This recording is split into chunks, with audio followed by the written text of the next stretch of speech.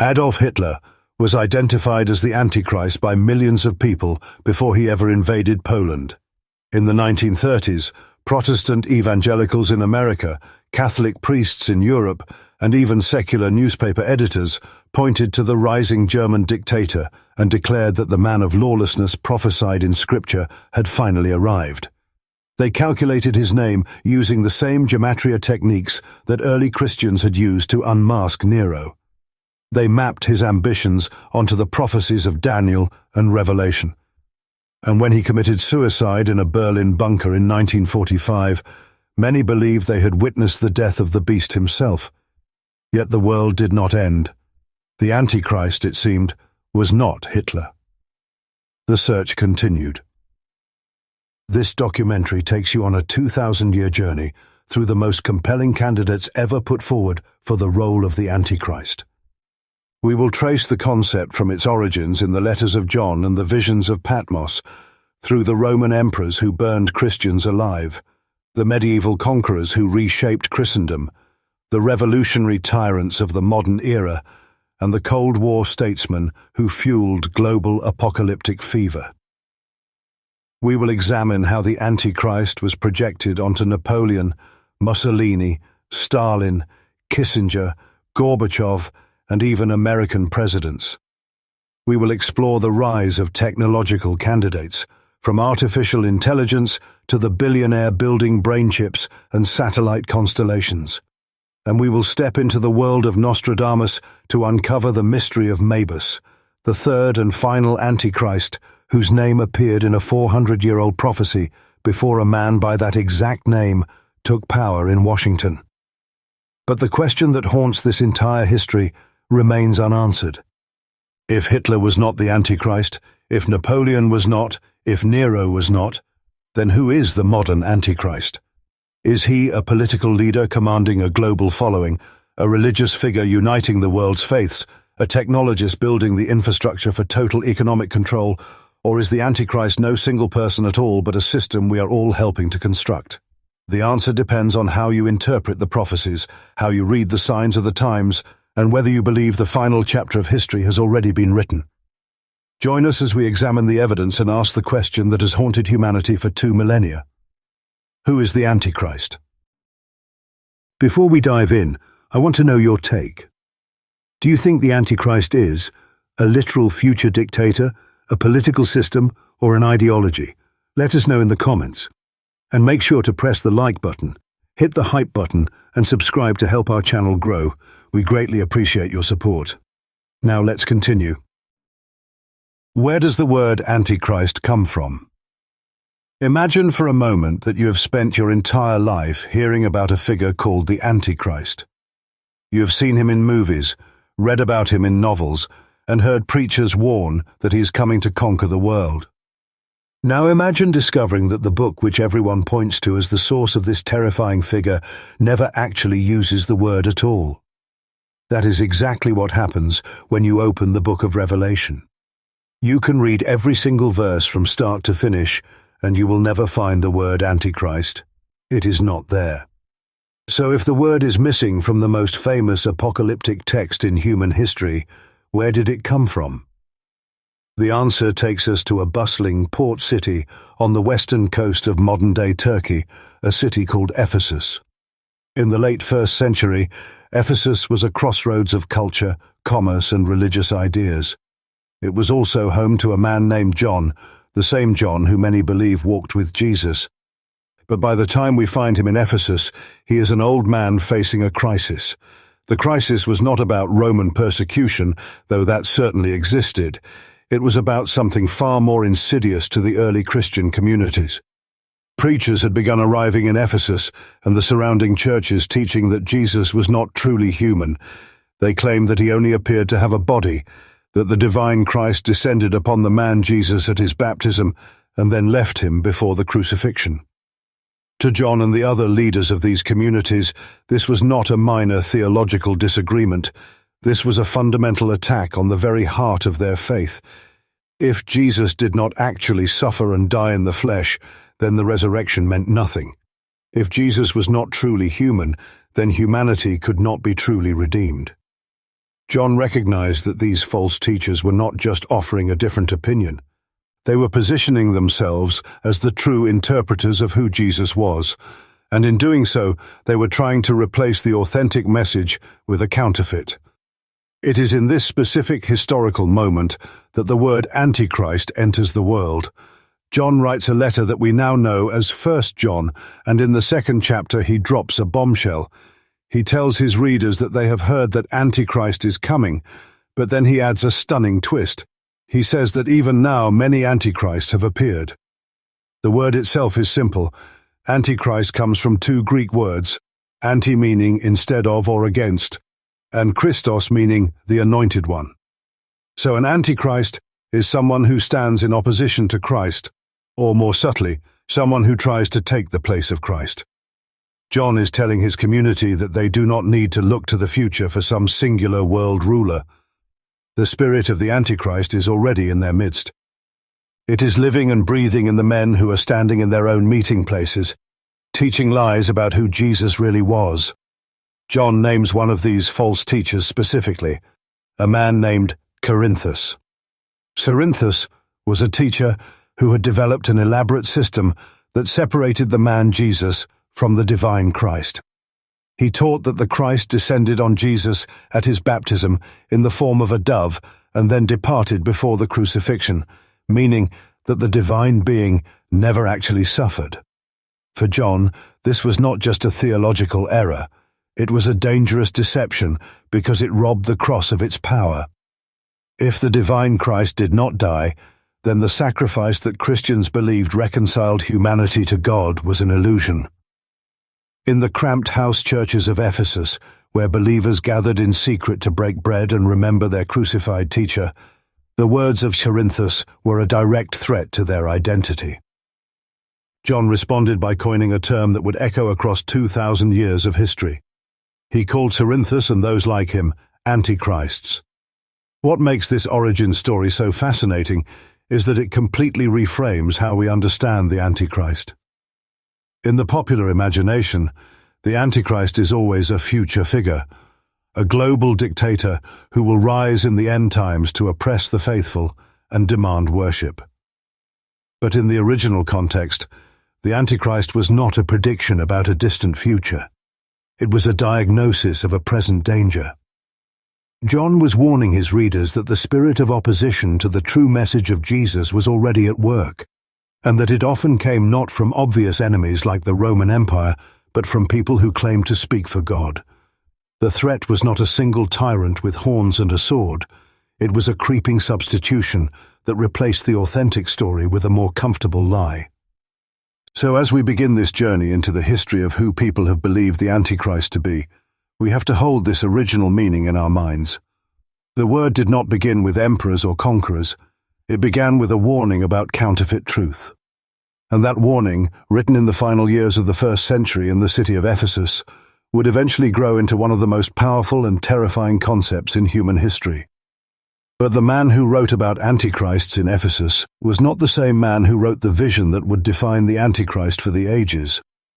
For that we have to travel to a small rocky island in the Aegean Sea, where another John, or perhaps the same John, depending on who you ask, saw something that would forever change how humanity imagines the end of the world.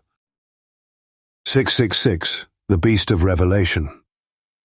If the word Antichrist does not appear in the book of Revelation, then where does the image of a world-ruling tyrant come from? The answer lies on a tiny barren island in the Aegean Sea called Patmos. In the year 96 AD, a man named John was exiled to this rocky outcropping by the Roman authorities. Patmos was a prison colony, a place where the empire sent those it considered dangerous. John had been preaching a message that Rome found subversive, a message about a king named Jesus who was lord over all powers, including Caesar. On that island, cut off from his community and surrounded by the relentless sound of the sea, John experienced a series of visions that he recorded in what would become the final book of the Christian Bible. In those visions, he did not use the word Antichrist, but he created the archetype that would come to define it. In the 13th chapter of Revelation, John describes a terrifying creature rising out of the sea. This beast had 10 horns and 7 heads, and on its horns were 10 crowns. It looked like a leopard, but its feet were like a bear, and its mouth was like a lion. The imagery was deliberately borrowed from the Old Testament prophet Daniel, who had described a succession of world empires using similar animal symbolism. John was telling his readers that the beast was not a new thing. It was the latest incarnation of a pattern that had been oppressing God's people for centuries. But then he adds a detail that has haunted the human imagination ever since. The beast was given a mouth to utter proud words and blasphemies, and it was allowed to wage war against the saints and to conquer them. It had authority over every tribe, people, language, and nation. The original readers of this letter in the 7 churches of Asia Minor would have immediately recognized what John was describing. The beast rising from the sea was Rome. The 7 heads represented the 7 hills upon which the city of Rome was built. The 10 horns were the client kings and provincial governors who administered the empire, and the blasphemous titles being claimed by the beast were the exact same titles that Roman emperors were demanding for themselves: Lord, Savior, Son of God. Every time a Roman official addressed Caesar with these words, they were echoing the language used for Jesus. John was engaged in an act of radical political theater. He was taking the imperial propaganda of Rome and reversing it. Caesar was not the Lord. The beast was not the Savior. The real Lord was the Lamb who had been slain, the one who sat on the throne with God.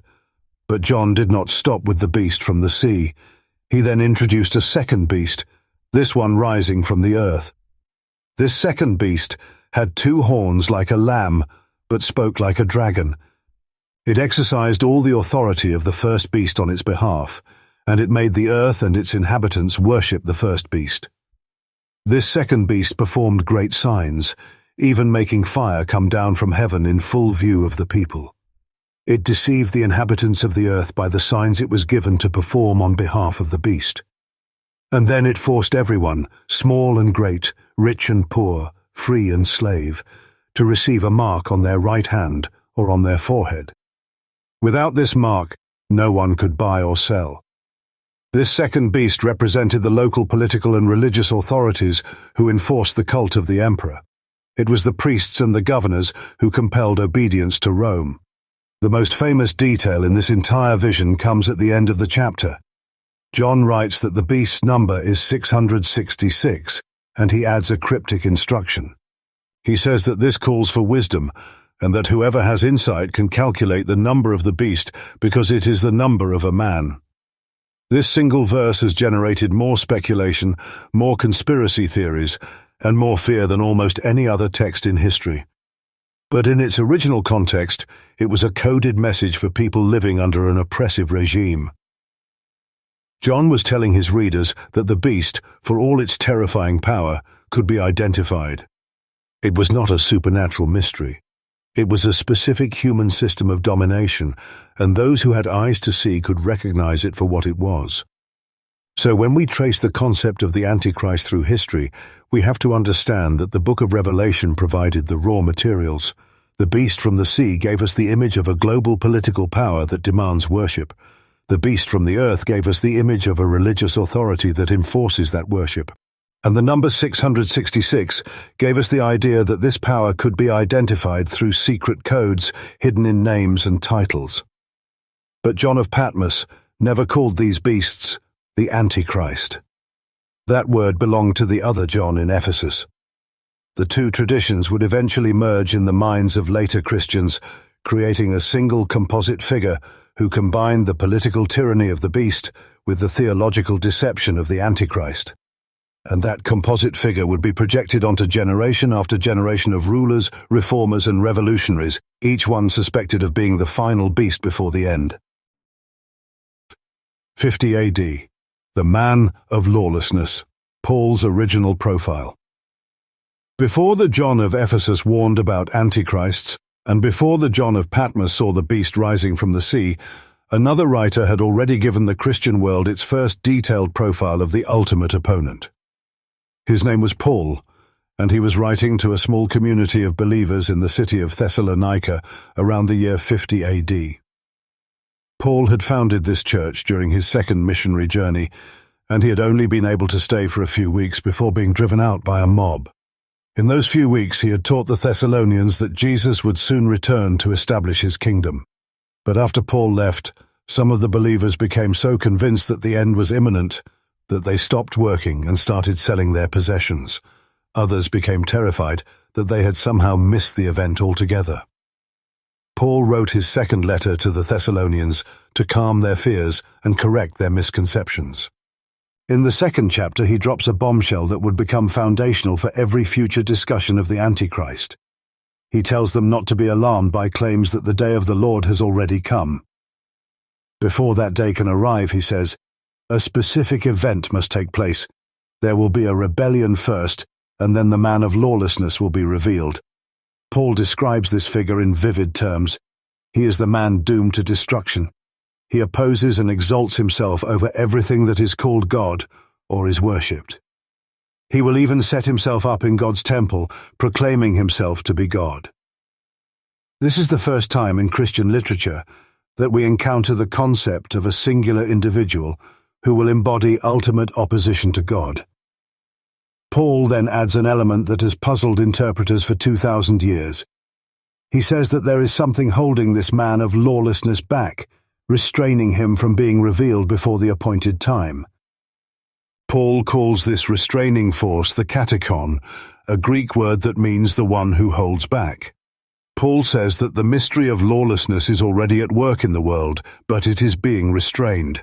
Only when the restrainer is taken out of the way will the lawless one be revealed. Paul does not explicitly say what or who this restrainer is. He simply tells the Thessalonians that they know what is holding him back. This vagueness has led to endless speculation. Some have argued that the restrainer is the Roman Empire itself, which acted as a barrier to chaos. Others have said it is the Holy Spirit. Still others have suggested it is the institution of lawful government or the presence of the Church. What is clear is that Paul expected this man of lawlessness to be revealed within the lifetime of his readers. He tells them that the Lord Jesus will overthrow this figure with the breath of his mouth and destroy him by the splendor of his coming. Paul was writing in the shadow of the Roman Emperor Claudius, and he was deeply aware of the pressure that imperial ideology placed on his communities. The Roman emperors were claiming divine titles and demanding worship. In the city of Thessalonica, which had been granted special privileges by Rome for its loyalty during the civil wars, the cult of the emperor was particularly strong. When Paul says that the man of lawlessness will set himself up in God's temple, proclaiming himself to be God, he is describing exactly what the emperors were doing. The temple of God could refer to the actual temple in Jerusalem, but it could also refer to the spiritual temple of God's people. Either way, the language was deliberately provocative. So Paul gives us the third and final piece of the puzzle. The Johannine literature gives us the word Antichrist and the image of the beast. The Pauline literature gives us the concept of a singular individual who will appear in the last days to claim divine status and deceive the nations. The man of lawlessness is not just a political oppressor, he is a religious pretender who demands worship. He is not just a false teacher, he is the ultimate counterfeit who mimics the incarnation, the death, and the resurrection of Christ. Paul says that his coming will be accompanied by all kinds of counterfeit miracles, signs and wonders, and every kind of evil that deceives those who are perishing. The deception will be so convincing that only those who have a love for the truth will be able to resist it. What is remarkable about Paul's profile is how it anticipates the future shape of the Antichrist legend. The man of lawlessness is not a foreign invader who comes from outside to destroy civilization. He is a figure who rises from within the existing order. He is restrained by the very structures that maintain stability. When those structures are removed, he steps into the vacuum. He offers false signs that mimic true miracles. He demands allegiance that mimics true worship. And his ultimate goal is to take the place of God. This is the template that would be applied to Nero, to Napoleon, to Hitler, and to every other candidate who would be nominated for the role over the centuries. Paul wrote his warning in the middle of the 1st century, but his words would echo through every generation that saw its own tyrants rising and wondered if the final hour had finally come. 68 AD Nero Redivivus, the original Antichrist. Before Hitler, before Napoleon, before any of the other names that would be associated with the Antichrist, there was one man whom the early Christians universally believed was the beast described in Revelation. His name was Nero Claudius Caesar, and he ruled Rome from 54 to 68 AD. Nero was not the first Roman emperor to persecute Christians, but he was the one who turned persecution into spectacle. In the summer of 64 AD, a fire broke out in the Circus Maximus and burned for 9 days, destroying 2/3 of the city of Rome. When rumors spread that Nero himself had started the fire to clear land for his grand palace, the emperor needed a scapegoat. He found one in the small and unpopular sect known as Christians. The historian Tacitus, who lived through these events, describes what Nero did to them. He says that a vast multitude of Christians were arrested, and they were subjected to horrific deaths. Some were covered with the skins of wild animals and torn apart by dogs. Others were crucified. Still others were set on fire and used as human torches to light Nero's gardens at night. This was not merely punishment, it was entertainment. Nero threw open his private gardens to the public and staged chariot races while Christians burned alive around the track. For the early church, Nero became the embodiment of pure evil, the ruler who had turned human suffering into sport and who had used the faithful as fuel for his vanity. But what cemented Nero's place in apocalyptic history was not just what he did, it was what happened after his death. In 68 AD, Nero was declared a public enemy by the Roman Senate and fled Rome. He committed suicide with the help of a secretary, reportedly crying out that the world was losing a great artist. But almost immediately after his death, rumors began to spread that Nero was not actually dead. The legend of Nero Redivivus, Nero revived, took hold across the eastern provinces of the empire. People claimed to have seen him alive. Pretenders arose in Parthia and Greece, claiming to be the returned emperor. The belief that Nero had fled to Parthia, the great empire to the east, and would return at the head of a Parthian army to conquer Rome, became a widespread expectation. For Christians, this legend was electrifying. Here was a man who had already been the worst persecutor they had ever known, and now the world believed he was coming back. The beast from the sea in Revelation had a wound that was healed. Nero had died, but he was returning. The beast demanded worship. Nero had demanded to be hailed as a god. The beast waged war against the saints. Nero had burned them alive. The early Christians did not have to speculate about who the beast was. They knew him. They had smelled the smoke from his gardens. They had buried friends who had been torn apart by dogs.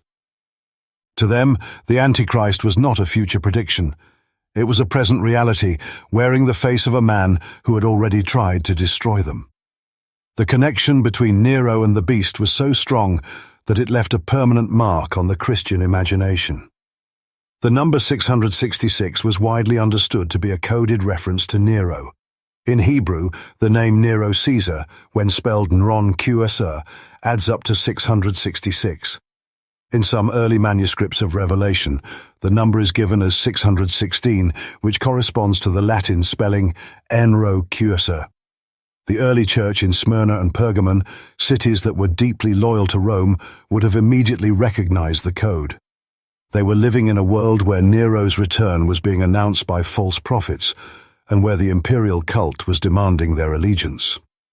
John of Patmos was not giving them a puzzle to solve 2,000 years later. He was giving them a way to identify the beast that was already breathing down their necks. The Nero Redivivus legend eventually faded as the decades passed, and the returned emperor never materialized. But the template remained. The Antichrist was not just a tyrant, he was a tyrant who seemed to die and then return. He was not just a persecutor. He was a persecutor who demanded worship and used deception to gain allegiance. Every future candidate for the Antichrist would be measured against the shadow of Nero. When later generations looked at Napoleon or Hitler, they saw echoes of the man who had burned Christians in his gardens. When they heard rumors of a world ruler who would rise from the dead, they remembered the legend of the emperor who had supposedly fled to Parthia and would return with armies from the east. Nero was not just the first Antichrist, he was the prototype, the original template against which all later candidates would be compared. The Gematria test. Why 666 equals Nero. The number 666 is one of the most famous numbers in human history. It has been tattooed on skin, scrawled on protest signs, and whispered in apocalyptic sermons for centuries. But what if the number is not a mystical prophecy about a future event? What if it is a simple math problem that the original readers of Revelation would have solved in seconds? The answer lies in a practice called Gematria, an ancient method of assigning numerical values to letters. In Hebrew and Greek, the languages of the Old and New Testaments, letters were also used as numbers. Every word had a numerical value, and those values could be used to hide meanings, to make puns, or to send coded messages. When John of Patmos wrote that the number of the beast was 666, he was doing exactly what educated readers in the first century expected him to do. He was sending a coded message that his audience could decode. Take the name Nero Caesar and write it in Hebrew. Nero is spelled Enron, which is the Hebrew letters Nun, Resh, Vav, Nun. Caesar is spelled Qsar, which is Qof, Samek, Resh. Add up the values. Nun is 50, Resh is 200, Vav is 6, Nun is 50. That gives you 306 for Nero. Qof is 100, Samek is 60, Resh is 200. That gives you 360 for Caesar. Add them together, 306 plus 360, and you get 666. This is not a coincidence. It is a deliberate piece of political cryptography. John was telling his readers in the 7 churches of Asia Minor that the beast they were facing, the Roman Empire that demanded worship and persecuted the faithful, was embodied in the man who had set Christians on fire in his gardens. The evidence that this interpretation is correct comes from a fascinating detail in the manuscript tradition of Revelation. Some of the oldest and most reliable manuscripts of the book do not give the number as 666. They give it as 616. For centuries, scholars debated which number was original. Then they discovered that when you spell Nero Caesar in Latin rather than Hebrew, you get a different numerical value. In Latin, Nero is N-R-O. The letter N is 140 in some numbering systems, R is 200, O is 110. Combined with the Latin spelling of Caesar, which is Czar or sometimes Caesar with the additional letter, the total can come to 616. The presence of both numbers in the manuscript tradition tells us that the earliest Christians were actively engaged in decoding the name of the beast, and they came up with Nero as the answer, regardless of whether they used Hebrew or Latin. This was not obscure knowledge. It was the kind of puzzle that educated people in the Roman Empire loved to solve. Graffiti from the ruins of Pompeii shows people playing with Gematria, encoding names and making word games. The early church in Smyrna and Pergamon, cities that were centers of the imperial cult, would have been surrounded by people who used these numerical codes every day. When John wrote that the number of the beast was the number of a man, he was inviting his readers to do exactly what they did. They took the name of the man who had tried to destroy them, the man who was rumored to be returning from the dead, and they found that his name added up to the number John had given them. The beast was not a mystery. The beast was Nero. But if the number was originally a coded reference to a first-century Roman emperor, why has it continued to fascinate and terrify people for 2,000 years? The answer lies in how later generations read Revelation. As the historical context faded, the number became detached from its original meaning and began to function as a blank slate onto which people could project their own fears. If the number was 666, then any tyrant whose name could be twisted to add up to that number became a candidate. If the number was 616, then the same process applied. The method of Gematria became a tool for identifying the Antichrist in every generation.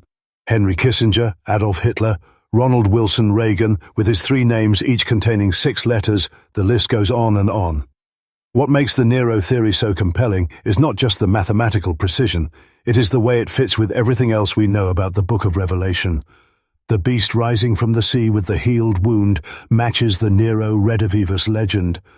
The beast demanding worship matches the imperial cult that Nero embodied.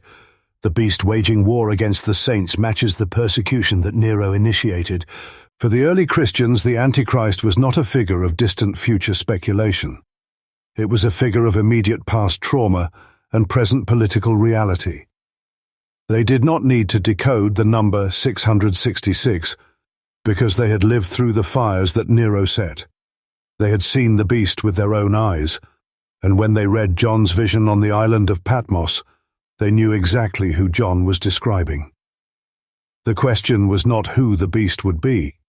The question was whether the beast was truly dead or whether he would return. 303 AD Diocletian, the Great Persecutor. If the early Christians identified Nero as the beast, they soon discovered that the beast had many heads. 2 centuries after Nero's death, a new emperor arose who would surpass even Nero in his systematic effort to destroy the Christian faith. His name was Diocletian, and he ruled from 284 to 305 AD. Diocletian was not a monster in the style of Nero. He was something arguably more terrifying. He was a brilliant administrator who decided that the Christian religion was a threat to the stability of the Roman Empire and set about eliminating it with cold bureaucratic efficiency. Diocletian understood that the empire was not going to fall to barbarian invasions or civil wars. It was going to fall to the slow erosion of its traditional values, and he believed that Christians were the primary cause of that erosion. In 299 AD, Diocletian began a series of purges that would culminate in the most widespread persecution of Christians in Roman history. He started with the army, ordering that all soldiers must sacrifice to the Roman gods. Christian soldiers who refused were executed or discharged. Then he turned to the imperial court, demanding that his own household staff either renounce their faith or lose their positions. But it was in 303 AD that Diocletian unleashed the full fury of the state. On February 23rd, the feast day of the Terminalia, the god of boundaries, Diocletian issued an edict from his capital in Nicomedia. The edict ordered that every Christian church in the empire be torn down to its foundations. All Christian scriptures were to be burned. All Christians were stripped of their legal rights, and those in positions of honor were reduced to slavery. The destruction was systematic and brutal. In Nicomedia, a Christian tore down the edict as it was posted, and he was burned alive on the spot. In the city of Sirte in North Africa, officials went from house to house searching for hidden scriptures. When they found a church, they smashed the altar and burned every book they could find. In Palestine, a young man named Procopius was brought before the governor and ordered to pour a libation to the gods. When he refused, he was beheaded. The persecution spread across the empire like a fire, and it lasted for 8 years. Diocletian's goal was not just to punish Christians, it was to erase Christianity from the memory of the Roman world. He wanted to destroy the very idea that there was any power higher than the emperor and the gods of Rome. For the Christians who lived through this period, the parallels to the Book of Revelation were impossible to ignore. Here was a beast rising from the sea, a political power that demanded worship on pain of death. Here was a system that used the machinery of government to enforce religious uniformity. Here was a ruler who exalted himself above everything called God. Some Christians began to see Diocletian not just as a persecutor, but as the Antichrist himself. The 10 horns of the beast were the 10 years of his persecution. The 7 heads were the 7 emperors who had ruled during the period of the empire. The number of the beast was recalculated to fit Diocletian's name, The man who had tried to destroy the church was now seen as the final opponent predicted in the scriptures. But something remarkable happened that changed the way Christians would understand the Antichrist forever. Diocletian did not just persecute the church. He also divided the empire into two halves, creating a system of co-emperors that would eventually lead to the rise of a Christian emperor named Constantine. In 312 AD, Constantine defeated his rival Maxentius at the Milvian Bridge and attributed his victory to the God of the Christians. Within a few decades, Christianity went from being a persecuted sect to the official religion of the Roman Empire. The beast had not destroyed the church had outlasted the beast. This experience taught Christians that the Antichrist was not necessarily a figure who would destroy the world in a single apocalyptic battle. He was a recurring pattern of persecution that the church could survive through faithfulness and endurance. What Diocletian's persecution did was cement in the Christian imagination the idea that the Antichrist could be found in the office of the Roman Emperor itself. It was not just one emperor like Nero. It was the entire system of imperial power that demanded worship and punished dissent. When the empire later became Christian, some Christians began to see the Antichrist not in the enemies of the church, but within the church itself. The beast had been tamed, they argued, but the spirit of the beast lived on in the corruption of religious institutions.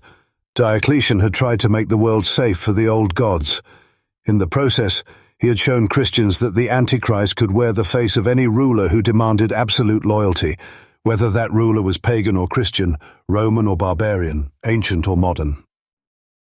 632 AD was Muhammad the Antichrist.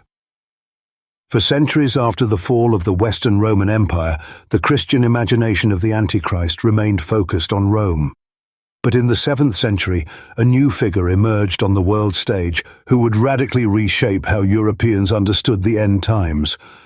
His name was Muhammad, and in the span of a single generation, he united the tribes of Arabia, established a new religion, and launched a series of conquests that would permanently alter the balance of power in the Mediterranean world.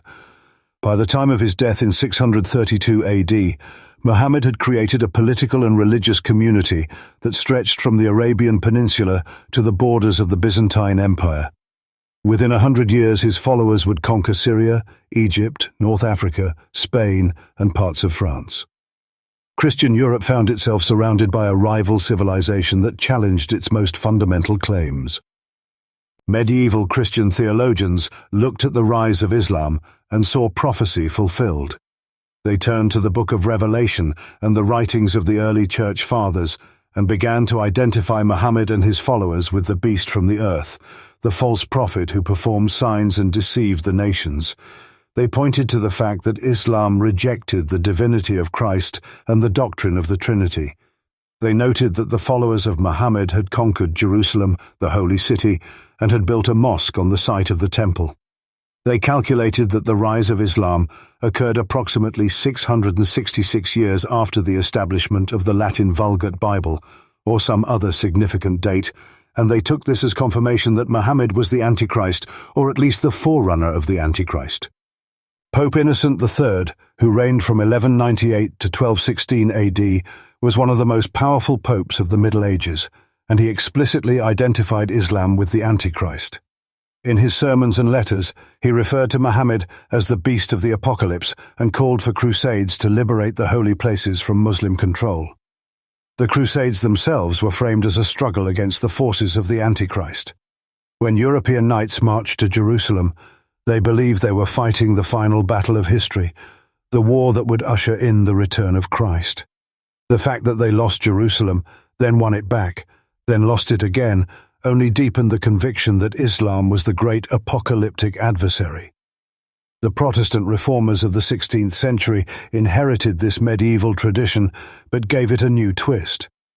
Martin Luther, who had broken with the Catholic Church over issues of authority and salvation, looked at the rise of the Ottoman Empire, which had conquered Constantinople in 1453 and was now pressing against the gates of Vienna.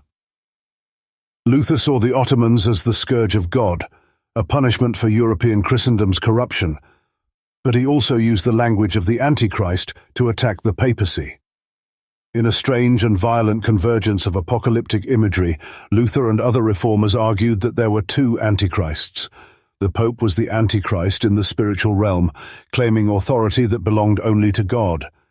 The Ottoman Sultan was the Antichrist in the political realm, conquering nations and suppressing the true faith. This dual identification of the Antichrist with both Islam and the papacy would shape European thought for centuries. When Europeans looked at the Ottoman Empire, they saw a power that demanded religious submission through military force. When they looked at the Pope, they saw a power that demanded religious submission through spiritual authority. Both were seen as manifestations of the same satanic deception, the attempt to replace the gospel with human tradition and force. The fact that these two powers were often at war with each other did not change the underlying conviction that both were enemies of true Christianity. The Antichrist was not a single individual but a system, and that system could manifest in multiple forms across history. What is striking about the medieval view of Muhammad as the Antichrist is how it illustrates the way apocalyptic expectations adapt to new historical circumstances. The early Christians saw the Antichrist in Nero and the Roman Empire. Medieval Christians saw the Antichrist in Muhammad and the Ottoman Empire. In both cases, the Antichrist was identified with the most powerful and threatening rival to Christian civilization. The specific details of the identification changed, but the underlying pattern remained. The Antichrist was always the enemy at the gates, the force that seemed most likely to destroy everything that Christians held sacred. This pattern would repeat itself in the centuries to come, as each new generation looked at the dangers of its own time and saw in them the face of the final adversary.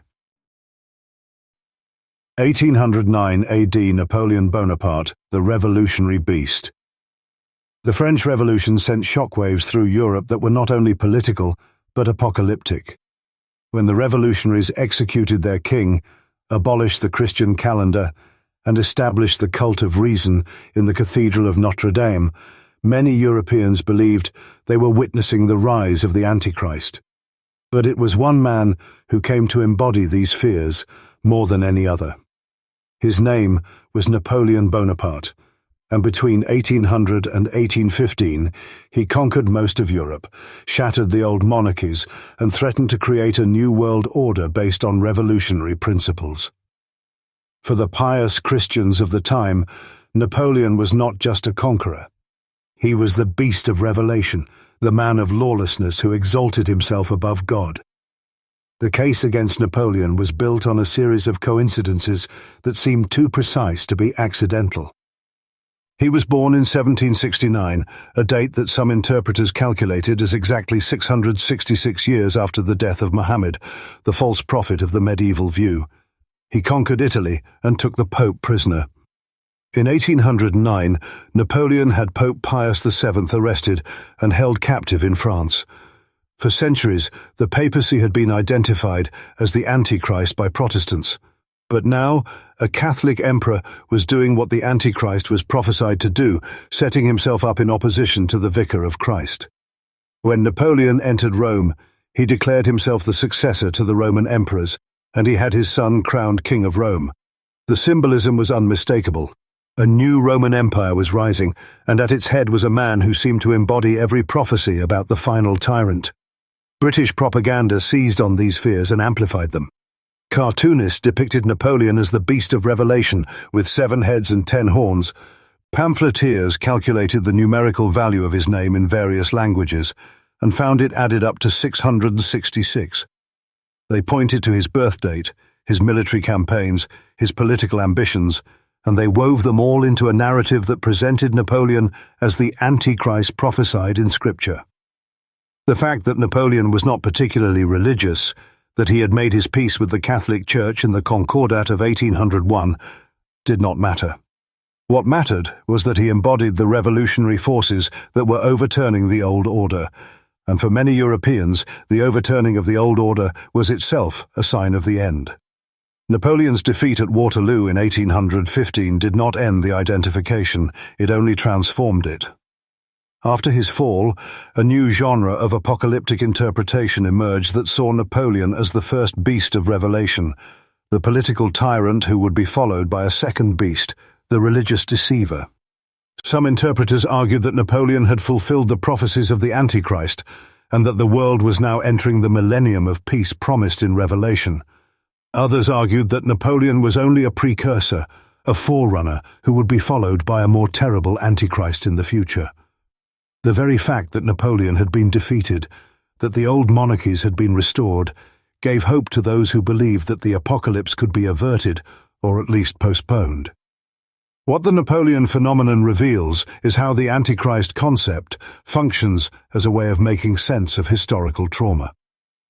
The French Revolution and the Napoleonic Wars were the most disruptive events that Europe had experienced in centuries.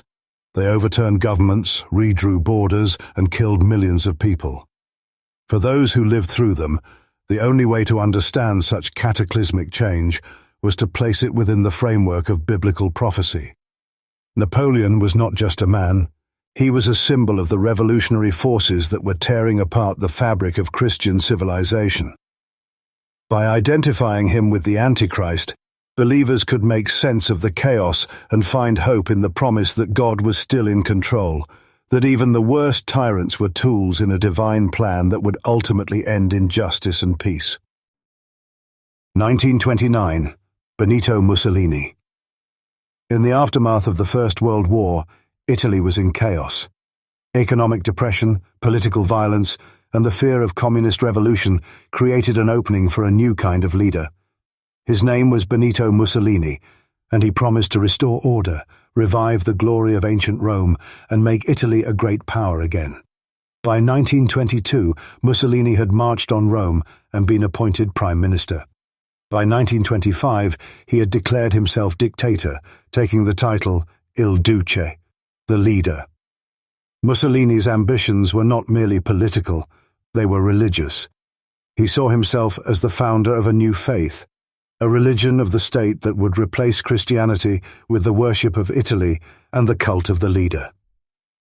The moment that sealed Mussolini's place in apocalyptic history came on February 11, 1929. On that day, Mussolini signed the Lateran Treaty with Pope Pius XI, officially recognizing the sovereignty of Vatican City and ending the 60-year conflict between the Italian state and the Catholic Church. The treaty was a masterstroke. It gave the Pope a small independent territory within the city of Rome, guaranteeing his spiritual authority while legitimizing Mussolini's political power. In return, the Pope recognized the Italian state and urged Catholics to support Mussolini's regime. For many observers, this was the fulfillment of the prophecy that the Antichrist would make a covenant with many, a 7-year peace treaty that would pave the way for the end of the world. The symbolism of the Lateran Treaty was amplified by Mussolini's rhetoric and actions. He called himself the Man of Providence, claiming that God had chosen him to restore Italy to its rightful place as the leader of the world. He built triumphal arches, staged massive military parades, and erected monuments that celebrated the glory of Rome. He even had himself photographed with the Pope, two men who represented the union of political and religious power. For Protestants who had long identified the papacy as the Antichrist, the sight of Mussolini embracing the Pope was confirmation that the final conspiracy was unfolding. For Catholics who were suspicious of Mussolini's pagan pretensions, the Lateran Treaty was a dangerous compromise that gave legitimacy to a tyrant. But the Lateran Treaty also created a split within the Catholic Church itself. Some clergy praised Mussolini as a protector of the faith, a man who had restored the Pope's freedom and crushed the communists who wanted to destroy the Church. Others, including Pope Pius XI himself, grew increasingly alarmed as Mussolini's regime became more totalitarian. In 1931, the Pope issued an encyclical called Non abbiamo bisogno, in which he denounced fascism as a pagan worship of the state. He accused Mussolini of trying to turn Italian youth away from the Church and toward a new religion of nationalism. The man who had made peace with the Pope was now being condemned by the Pope for trying to replace Christianity with a new faith.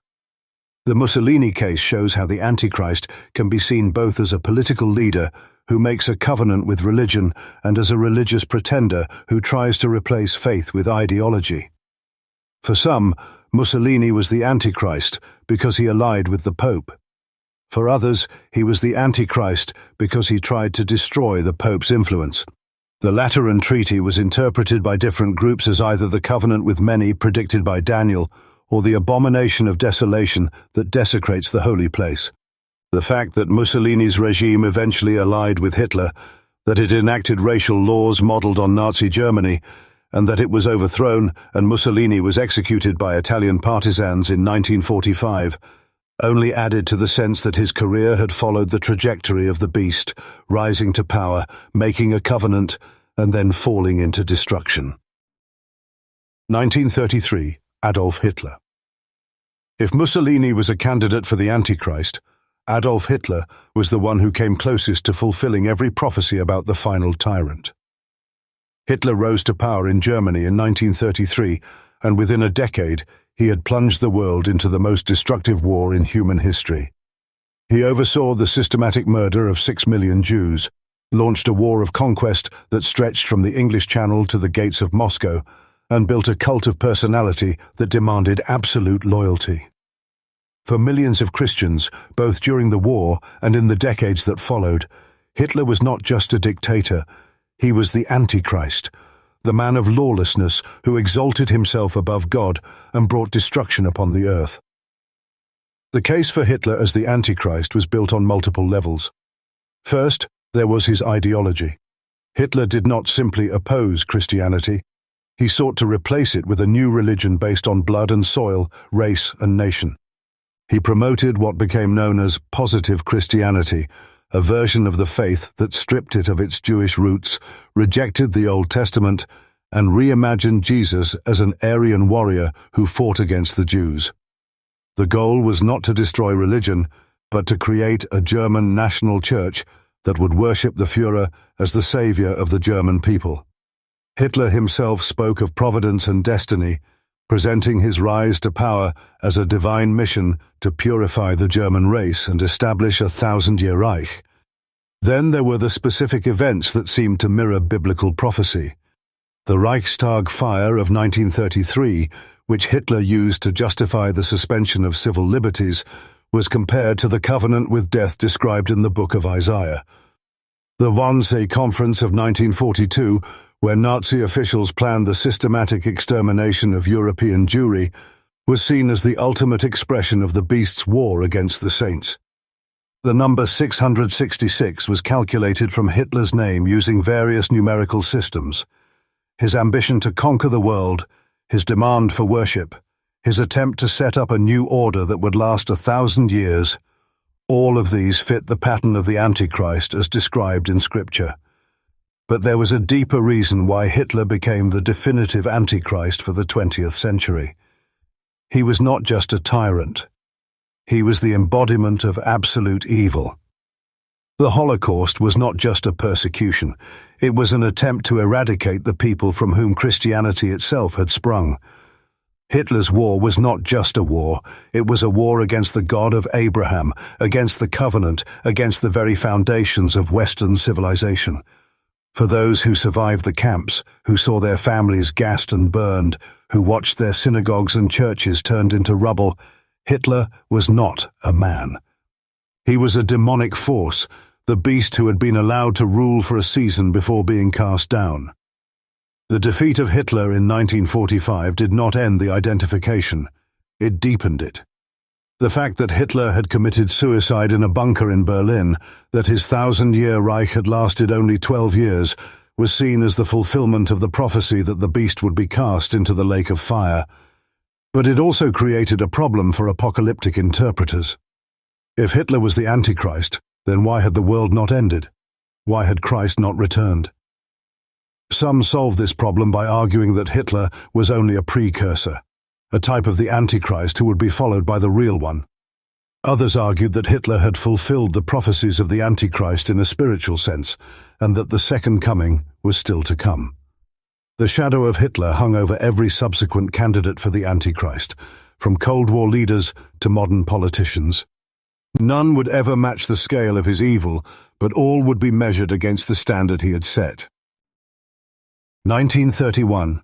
Joseph Stalin, the Atheist Beast. While Hitler was building his 1,000-year Reich, another dictator was consolidating power in the Soviet Union.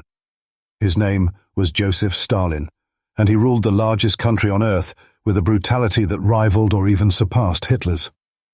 But where Hitler claimed to be fulfilling a divine mission, Stalin was an atheist who sought to erase religion from the face of the earth. For many Christians, this made Stalin a different kind of Antichrist.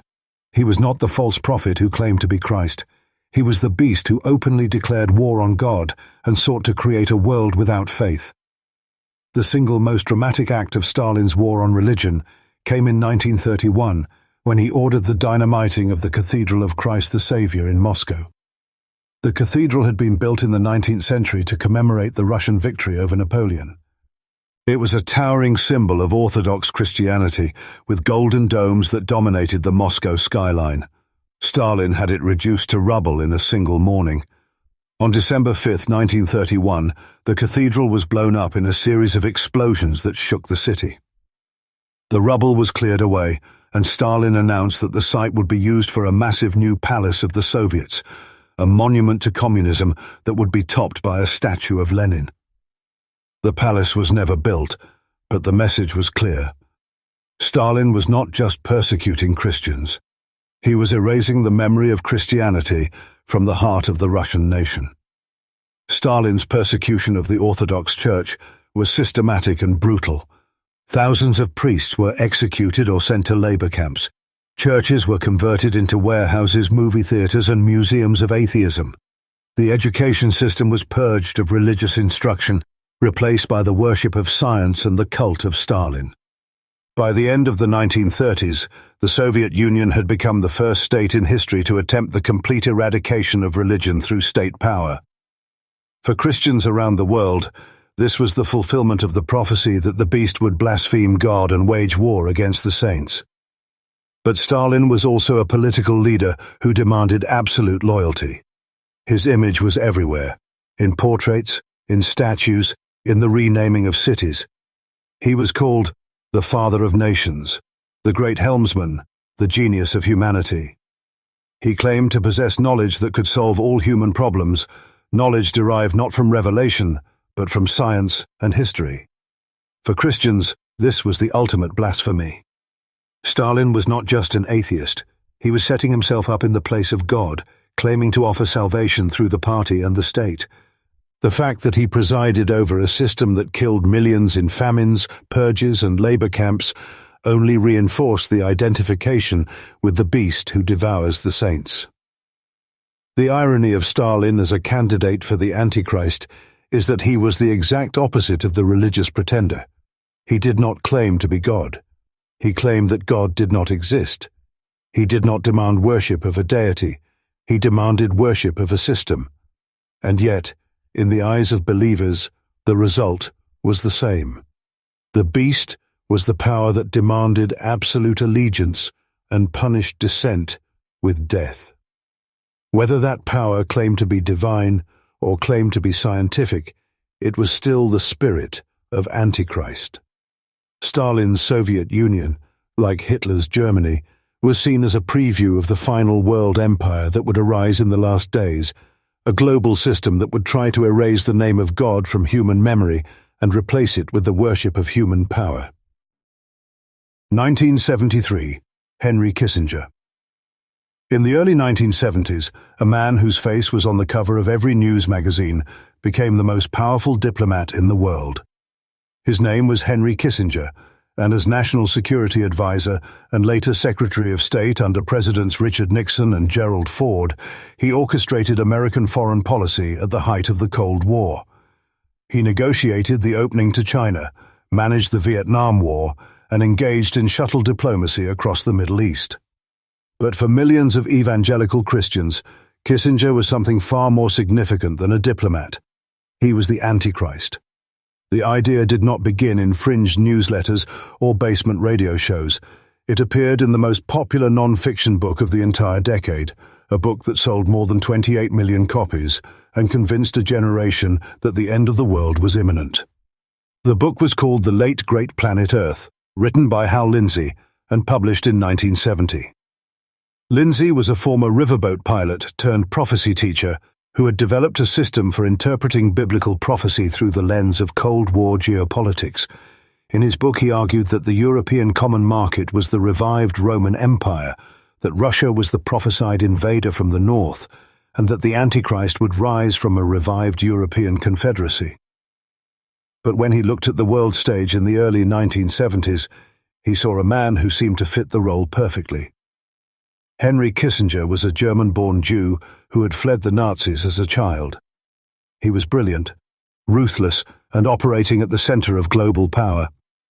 Lindsey and his followers began calculating the numerical value of Kissinger's name using the same Gematria techniques that the early Christians had used to identify Nero.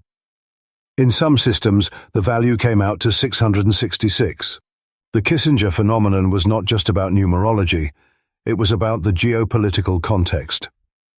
In October of 1973, the Yom Kippur War erupted when Egypt and Syria launched a surprise attack on Israel.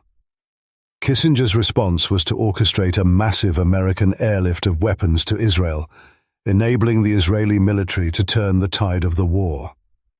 But then, as the war was ending, Kissinger began his famous shuttle diplomacy, traveling between Jerusalem, Cairo, and Damascus to negotiate disengagement agreements.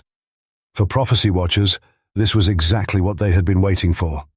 Here was a powerful diplomat brokering agreements in the Middle East, forcing Israel to give up territory for peace. Was this not the covenant with many described in the book of Daniel? Was this not the precursor to the 7-year peace treaty that would begin the final countdown to the end of the world? The identification of Kissinger as the Antichrist reached its peak in the mid-1970s. Televangelists preached sermons warning their congregations about the Secretary of State who was secretly orchestrating the end times. Religious bookstores sold pamphlets detailing the numerical calculations that supposedly proved Kissinger was the beast. The fact that Kissinger was himself a Jew only added to the intrigue, because some prophecy interpreters believed that the Antichrist would claim to be Jewish or would arise from a Jewish background. Others pointed to Kissinger's role in the Vietnam War, where he had overseen the bombing of Cambodia, and argued that his willingness to use massive violence was evidence of the beast's cruelty. What is striking about the Kissinger episode is how quickly the identification faded. Kissinger left office in 1977, and as the years passed without the world ending, the speculation moved on to other candidates. But the Kissinger phenomenon left a lasting legacy. It demonstrated that the Antichrist concept could be applied not just to dictators and emperors, but to modern bureaucrats, to men who operated through diplomacy and negotiation rather than military conquest. It also showed how the tools of biblical interpretation, gematria, typology, and geopolitical mapping could be used to transform any powerful figure into a potential candidate. Kissinger never claimed to be divine. He never demanded worship. But for millions of believers, his position, his timing, and his actions made him the most plausible Antichrist of the 20th century. The Kissinger phenomenon also reveals something about the nature of apocalyptic speculation. When people are convinced that the end is near, they do not look for subtlety. They look for confirmation. The 1970s were a time of enormous anxiety. The Vietnam War had divided the nation. The Arab oil embargo had exposed America's vulnerability. The Cold War seemed on the verge of turning hot. In such an environment, the idea that a single powerful figure was secretly orchestrating events toward a predetermined conclusion was comforting. It gave order to chaos. It made history into a story with an ending. And Henry Kissinger, with his realpolitik and his mastery of global affairs, fit the role perfectly. When the world did not end, the speculation moved on, but the pattern would repeat with every new candidate who seemed to embody the fears of the age. 1985. Mikhail Gorbachev. In March of 1985, a new leader emerged in the Soviet Union. His name was Mikhail Gorbachev, and he was unlike any Soviet leader who had come before. He was young, energetic, and openly critical of the corruption and stagnation that had plagued the Soviet system. He introduced two policies that would reshape the world. Glasnost, meaning openness, allowed Soviet citizens to criticize the government for the first time in decades. Perestroika, meaning restructuring, attempted to reform the Soviet economy by introducing elements of market competition. For Western observers, Gorbachev was a breath of fresh air. He seemed willing to end the Cold War, to reduce nuclear arsenals, and to allow Eastern Europe to determine its own future. But for a significant segment of evangelical prophecy watchers, Gorbachev was something else entirely. He was the Antichrist. The case against Gorbachev began with a birthmark. On his forehead, just above his left eye, Gorbachev had a distinctive port wine stain, a reddish-purple mark that was visible in every photograph and every television appearance. For prophecy interpreters who took the Book of Revelation literally, the mark of the beast was a mark on the forehead or the right hand. Here was a man who had a prominent, visible mark on his forehead. He was the leader of the Soviet Union, which many prophecy teachers identified with the northern invader mentioned in Ezekiel and Daniel. He was rising to prominence at a time when the world seemed to be hurtling toward a final confrontation. The conclusion seemed obvious to them. Gorbachev was the beast. The speculation reached its peak in the late 1980s. Televangelists broadcast special programs analyzing Gorbachev's birthmark. Prophecy newsletters circulated photographs with the mark circled in red. One popular prophecy author, John Walvoord, wrote a book titled Armageddon, Oil, and the Middle East Crisis, in which he suggested that Gorbachev's rise was the fulfillment of Ezekiel's prophecy about a leader from the north who would invade Israel. The timing seemed significant. In 1987, Gorbachev and President Ronald Reagan signed the Intermediate Range Nuclear Forces Treaty, eliminating an entire class of nuclear weapons. For many, this was not a step toward peace. It was the covenant with many, the false peace that would lull the world into complacency before the final war. But then, something unexpected happened. Gorbachev did not invade Israel. He did not demand worship. Instead, he allowed the Berlin Wall to fall in 1989, and he presided over the peaceful dissolution of the Soviet Union in 1991. The Cold War ended without a shot being fired. For prophecy watchers who had invested so much in identifying Gorbachev as the beast, this was a problem. Some argued that Gorbachev was not the Antichrist, but a precursor, a type who foreshadowed the real one. Others insisted that the prophecies were still accurate and that Gorbachev would eventually return to power in a revived Russian empire. But as the 1990s progressed and Gorbachev faded from the global stage, the speculation moved on to new candidates. What the Gorbachev episode reveals is how prophecy interpretation adapts to changing historical circumstances. When Gorbachev appeared on the scene, the Soviet Union was still the great enemy of the West. It made sense to see its leader as the beast. But when the Soviet Union collapsed without a war, interpreters had to adjust. Some shifted their focus to the European Union, arguing that the revived Roman Empire was not a revived Soviet Union, but a united Europe. Others turned their attention to the Middle East, arguing that the Antichrist would arise from the Islamic world. Gorbachev became a footnote, a candidate who had seemed perfect for his moment, but who had failed to fulfill the prophecies. The birthmark that had seemed so significant was reinterpreted as a red herring, a distraction from the real beast who was still waiting in the wings. 1983. Ronald Reagan.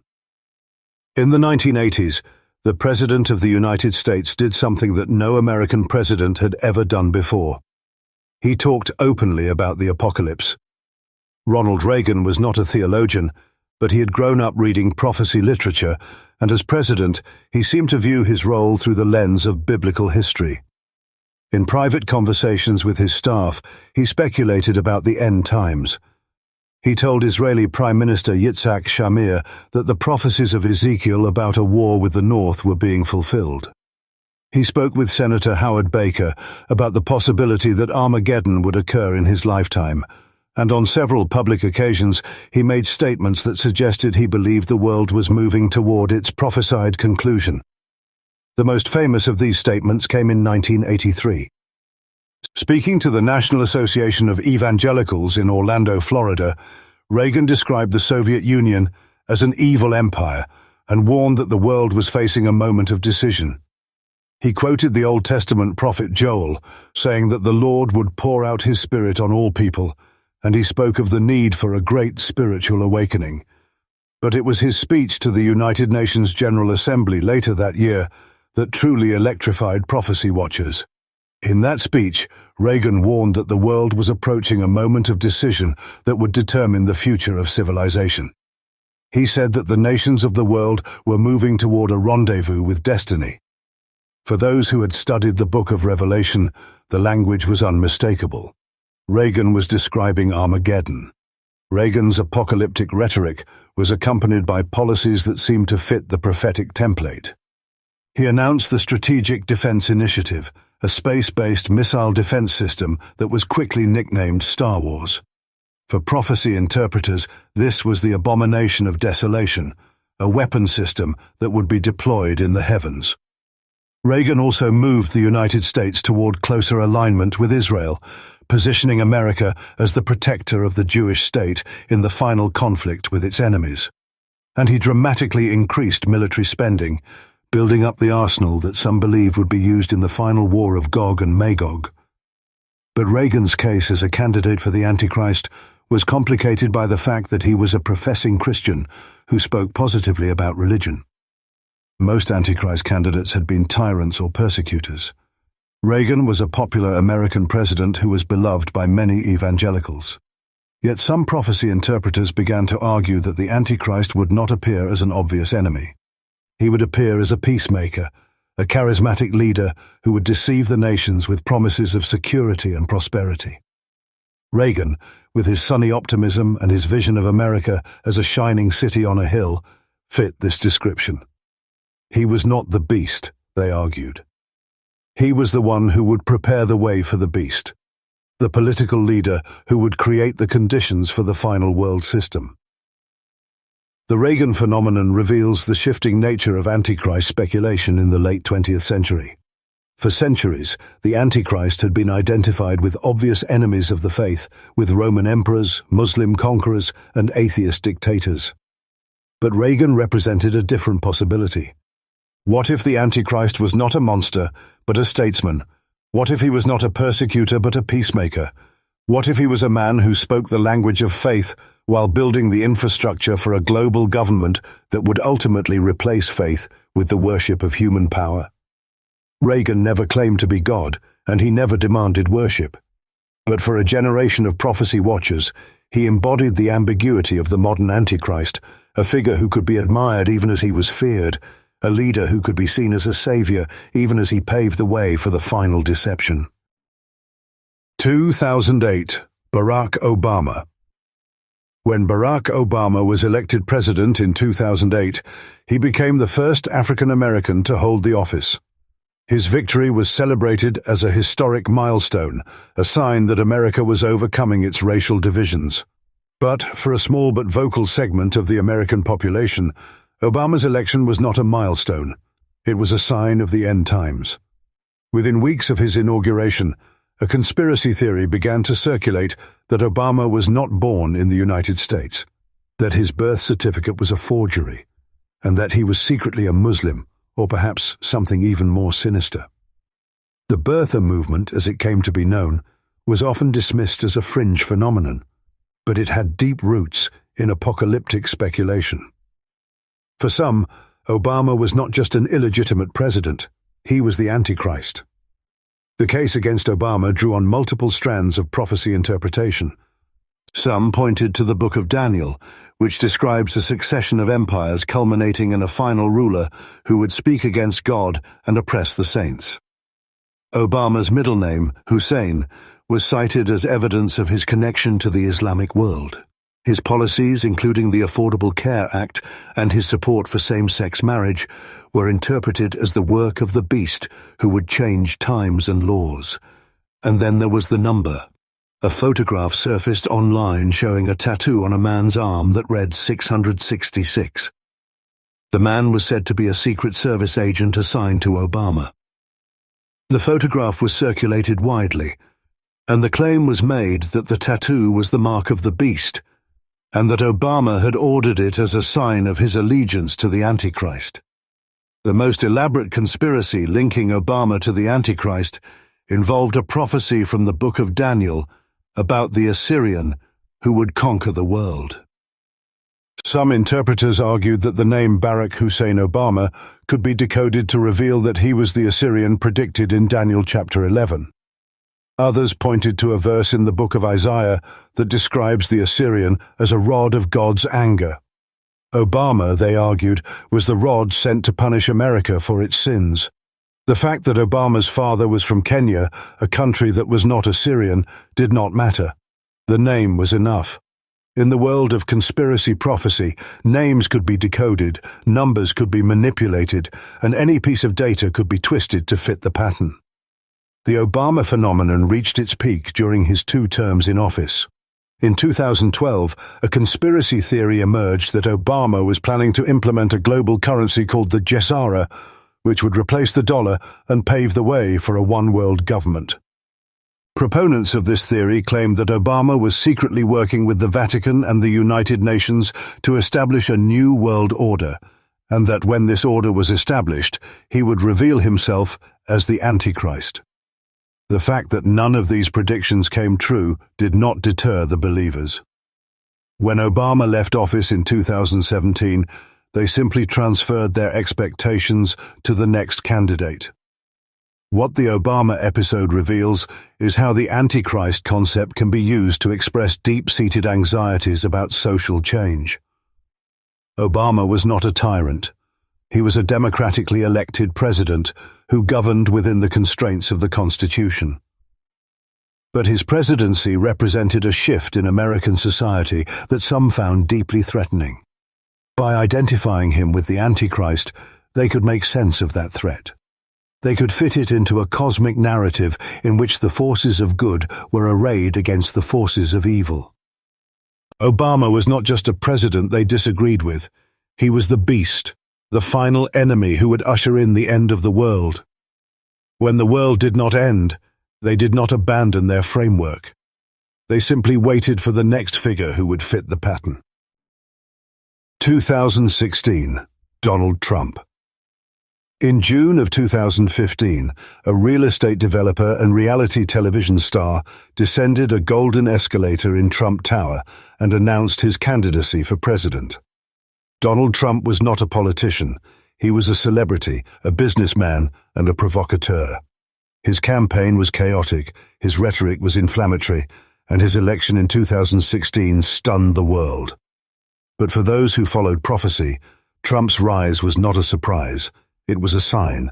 Almost immediately, he became the most polarizing figure in American politics, and that polarization extended to the world of apocalyptic interpretation.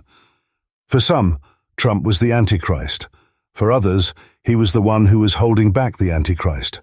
The same man was seen by different groups as either the beast or the restrainer. The case for Trump as the Antichrist was built on his personality and his actions. He was a narcissist who demanded loyalty and praised himself constantly. He claimed to have unique knowledge and abilities. He was admired by millions who seemed to treat him as a messianic figure. And then there were his policies. In 2017, he announced that the United States would recognize Jerusalem as the capital of Israel and move the American embassy there. For many Christians, this was a fulfillment of prophecy, a step toward the final redemption of Israel. But for those who saw Trump as the Antichrist, it was the opposite. The Antichrist would broker a peace deal involving Jerusalem, they argued, and moving the embassy was the first step toward that deal. The Abraham Accords, signed in 2020, which normalized relations between Israel and several Arab nations, were interpreted by some as the covenant with many, the 7-year peace treaty that would mark the beginning of the final 7 years of history. The case for Trump as the restrainer came from a different corner of the prophecy world. In the second chapter of 2 Thessalonians, Paul writes that the man of lawlessness is being restrained by someone or something that must be taken out of the way before the Antichrist can be revealed. Some interpreters, particularly those associated with the QAnon movement, began to argue that Trump was the restrainer.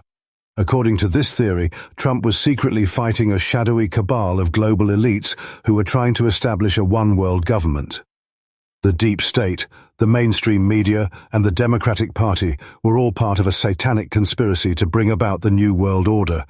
Trump was the only thing standing in their way. If he was removed from office, they argued, the Antichrist would be revealed. The split over Trump reveals something essential about how the Antichrist concept functions in times of political division. When a society is deeply polarized, each side can project its fears onto the other.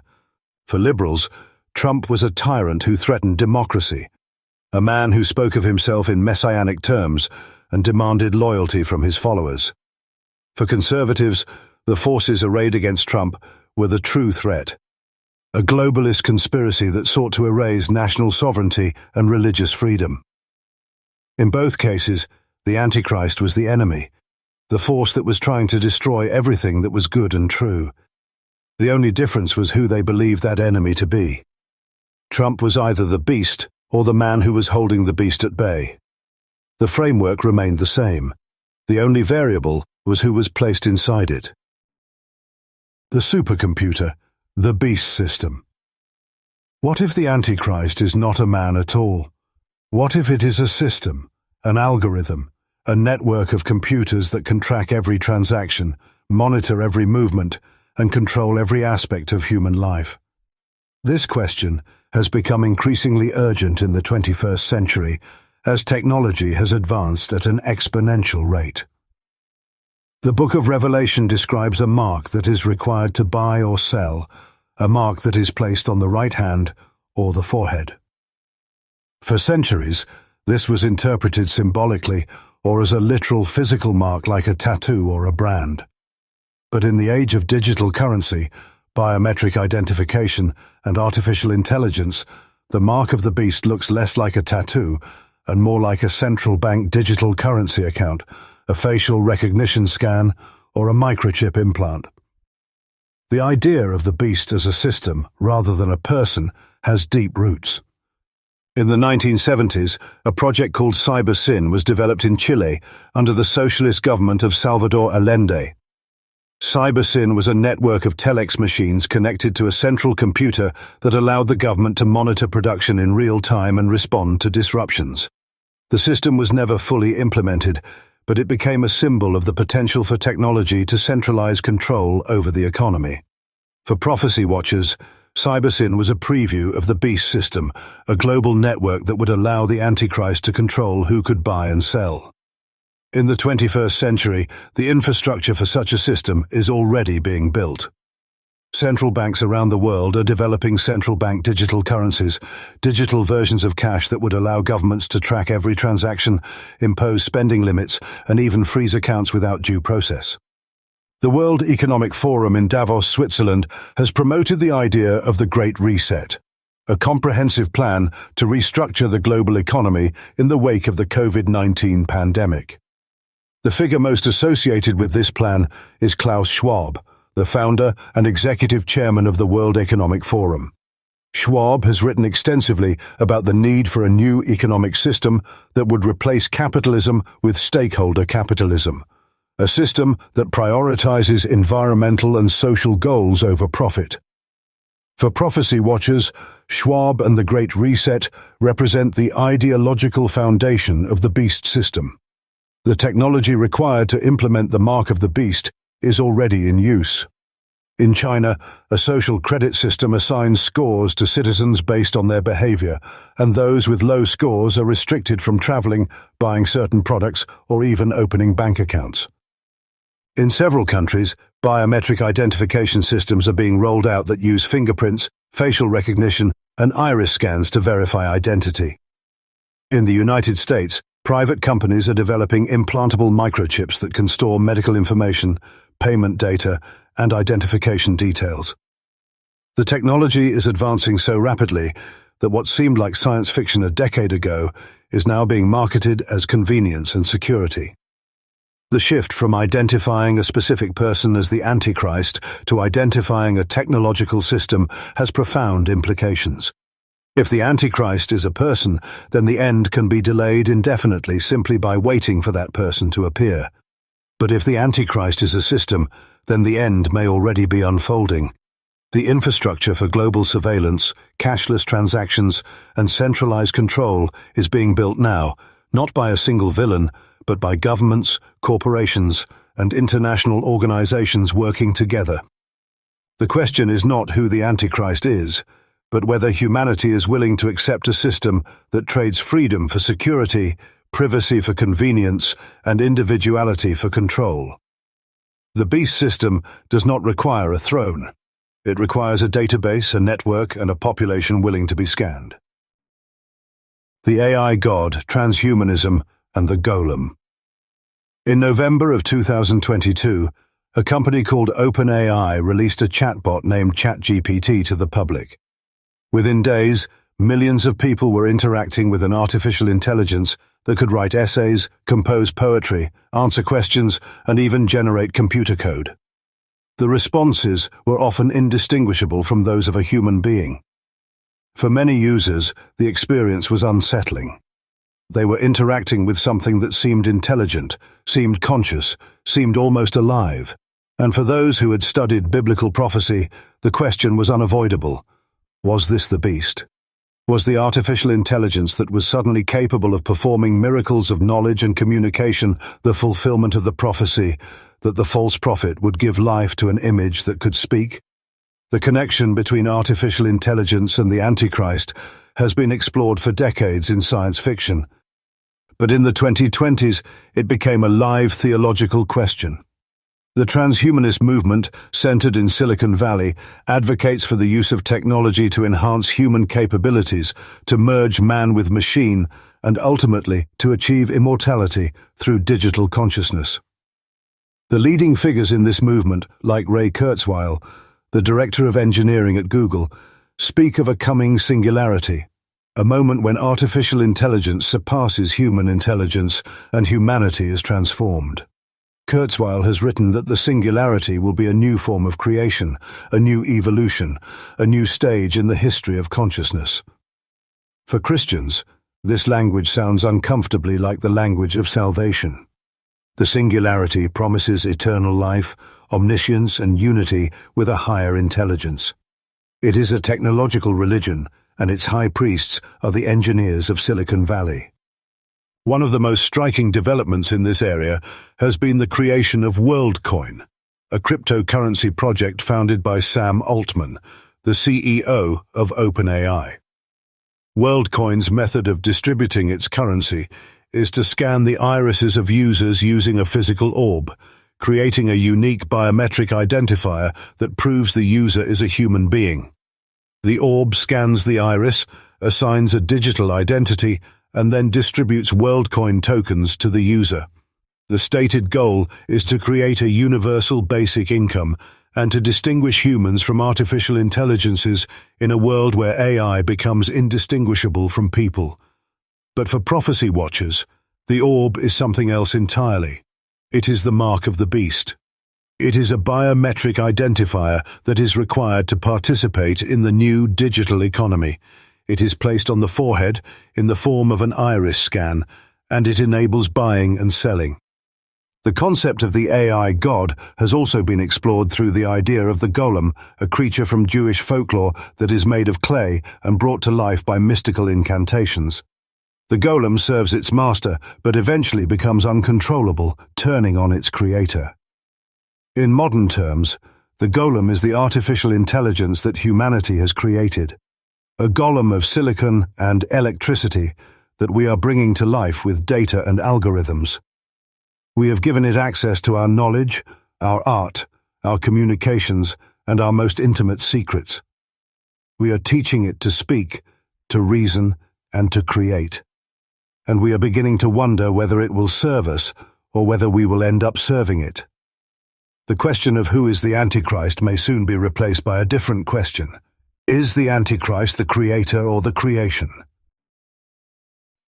Elon Musk, the techno king of the New World Order.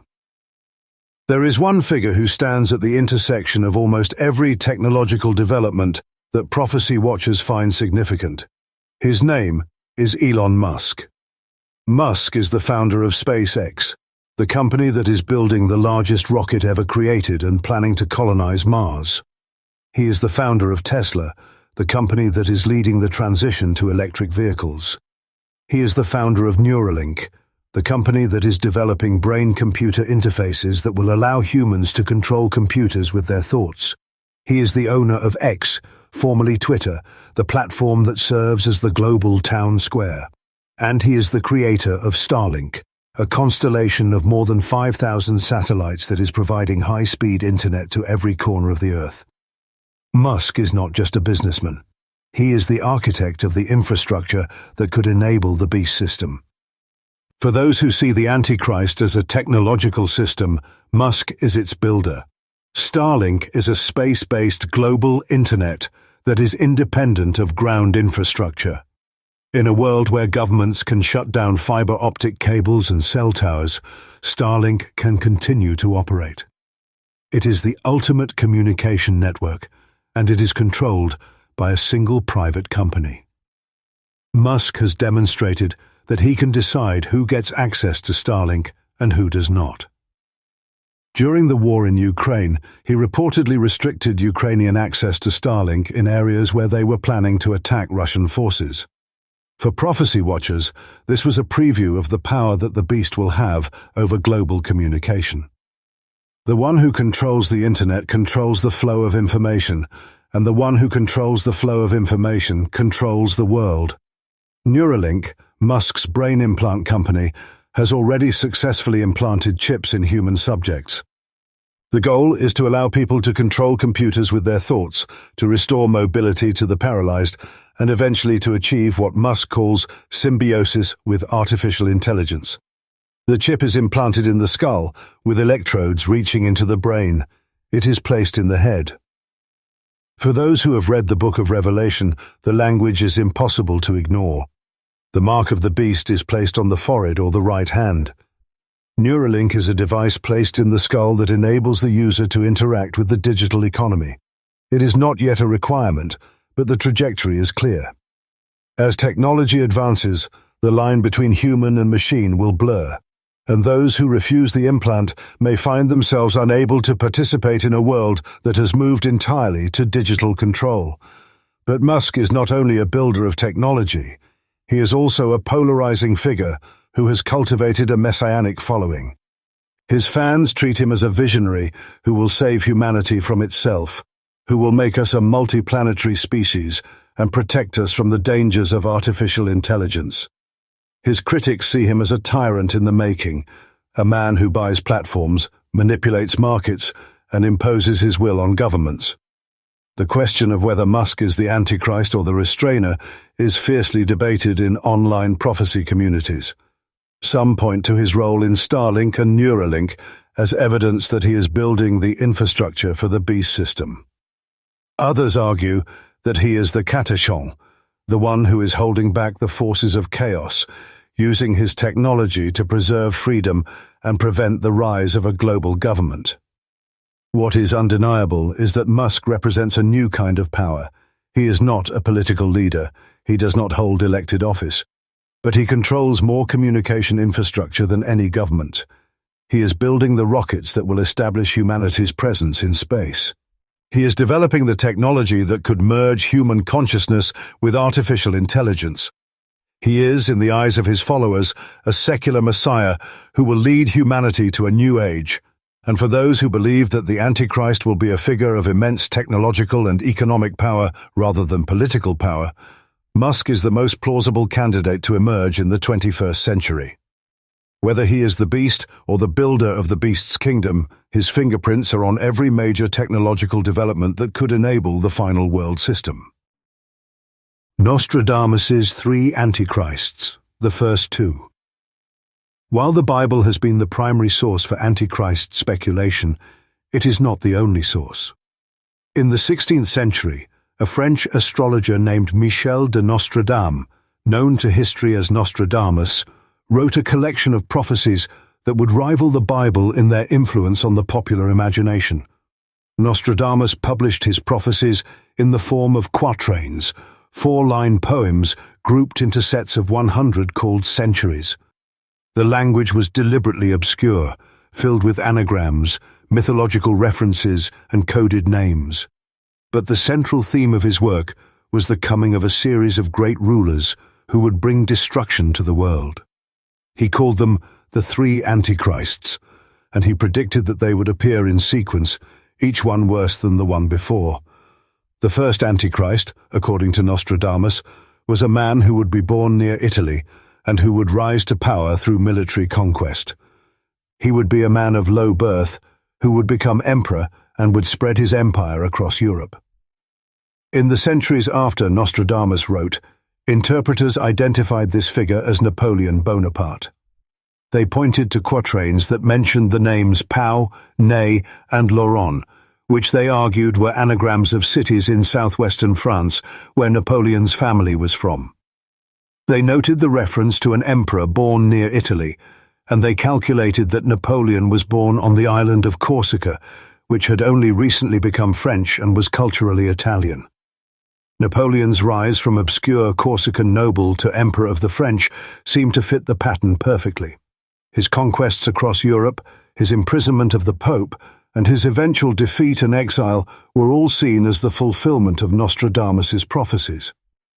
The second Antichrist was identified as Adolf Hitler. Here the evidence seemed even more compelling. In one quatrain, Nostradamus wrote of a leader named Hister who would arise from the Germanic lands. Hister was the Latin name for the Danube River, which flows through Germany and Austria, Hitler's homeland. The quatrain described a leader who would cause terror in Europe and who would be associated with the death of millions.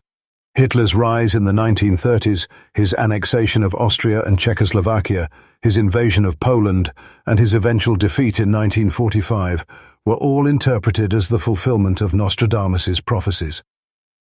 The identification was so widespread that during World War II, Allied propaganda often quoted Nostradamus's quatrains as evidence that Hitler's defeat was foretold.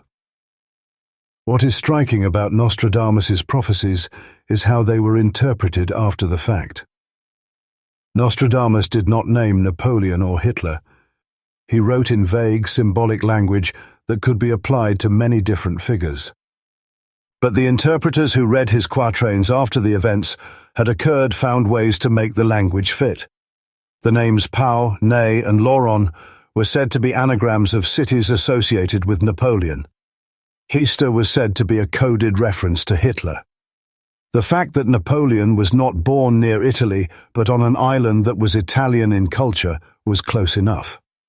The fact that Hitler's name was not Hister was irrelevant because the Danube River flowed through his homeland. The prophecies worked because they were flexible, because they could be stretched to fit the historical figures that later generations found significant. The legacy of Nostradamus's three Antichrists is that it created a template for apocalyptic expectation that ran parallel to the biblical tradition. The Bible gave us the beast, the false prophet, and the man of lawlessness. Nostradamus gave us a sequence of three world rulers who would bring war and destruction. The first two had been identified as Napoleon and Hitler. The third, according to Nostradamus, would be the most terrible of all. He would come at the end of history, and he would bring a conflict that would devastate the world. For centuries, interpreters searched for the identity of the third Antichrist. And in the 21st century, a name emerged from the quatrains that seemed to point directly to a specific person, a name that appeared nowhere else in history until a man with that exact name took office in the United States government. The name was Mabus. Who is Mabus, the third Antichrist? The quatrain that has generated more speculation than almost any other in Nostradamus's work is Century 2, Quatrain 62. In English translation it reads, Mabus then will soon die. There will come a horrible undoing of people and animals. At once one will see vengeance, 100 hands, thirst, famine, when the comet will pass. For centuries the name Mabus was a mystery. It appeared nowhere in history, no known figure bore that name, and interpreters speculated about what it might mean. Some suggested it was an anagram of other words, Buzma perhaps, or a code for a city or a kingdom. Others argued that Mabus was a misspelling of some other name. The identity of the third Antichrist remained hidden, waiting for history to reveal it. Then in 2009, a man named Ray Mabus was appointed as United States Secretary of the Navy under President Barack Obama. The name Mabus, which had appeared in Nostradamus's quatrains for 450 years without a known bearer, suddenly belonged to a powerful government official. The coincidence was too striking for prophecy watchers to ignore. They began to analyze the quatrain in light of Mabus's tenure. Mabus then will soon die, they read, and they noted that Ray Mabus had been in a serious car accident in 1987 that nearly killed him. He survived, but the quatrain seemed to predict a death that did not occur, or perhaps a symbolic death, a transition from one phase of life to another. The quatrain also predicted a horrible undoing of people and animals. During Mabus's tenure as Secretary of the Navy from 2009 to 2017, the Arab Spring erupted across the Middle East. Civil war broke out in Syria, leading to the deaths of hundreds of thousands of people. The Islamic State rose to power, committing atrocities that shocked the world. The refugee crisis that followed displaced millions. For prophecy watchers, these events were the horrible undoing predicted by Nostradamus. The comet that would pass was interpreted variously as the passage of the comet Elenin in 2011, or as a symbolic reference to a missile or a drone. The Vengeance and the 100 Hands were seen as references to the military campaigns that followed. But the identity of Mabus is not settled. Some interpreters argue that Mabus is not Ray Mabus but an anagram. Mabus reversed is Subam, which is close to Suba, a name for the Islamic State. Others argue that Mabus is a code for Pope Benedict XVI, whose papal name Benedict could be shortened to B, and then Mabus, or for Barack Obama, whose name can be manipulated to produce Buzma, an anagram of Mabus. Still others argue that Mabus is a reference to the Mabus River in Ireland, or to a city in ancient Mesopotamia. The very ambiguity of the name allows it to be applied to whatever figure seems most threatening in the present moment. What the Mabus phenomenon reveals is the enduring power of Nostradamus's prophecies. Unlike the Bible, which provides a coherent narrative of the end times, Nostradamus provides fragments, riddles that can be solved in multiple ways. The name Mabus lay dormant for 450 years, and when a man with that name appeared in a position of power, the prophecy was activated. Whether Ray Mabus is actually the third Antichrist is a question that divides prophecy watchers. Some are convinced that he is, pointing to the timing of his tenure and the chaos that erupted during it. Others argue that the third Antichrist is still to come, and that Mabus is either a red herring or a precursor.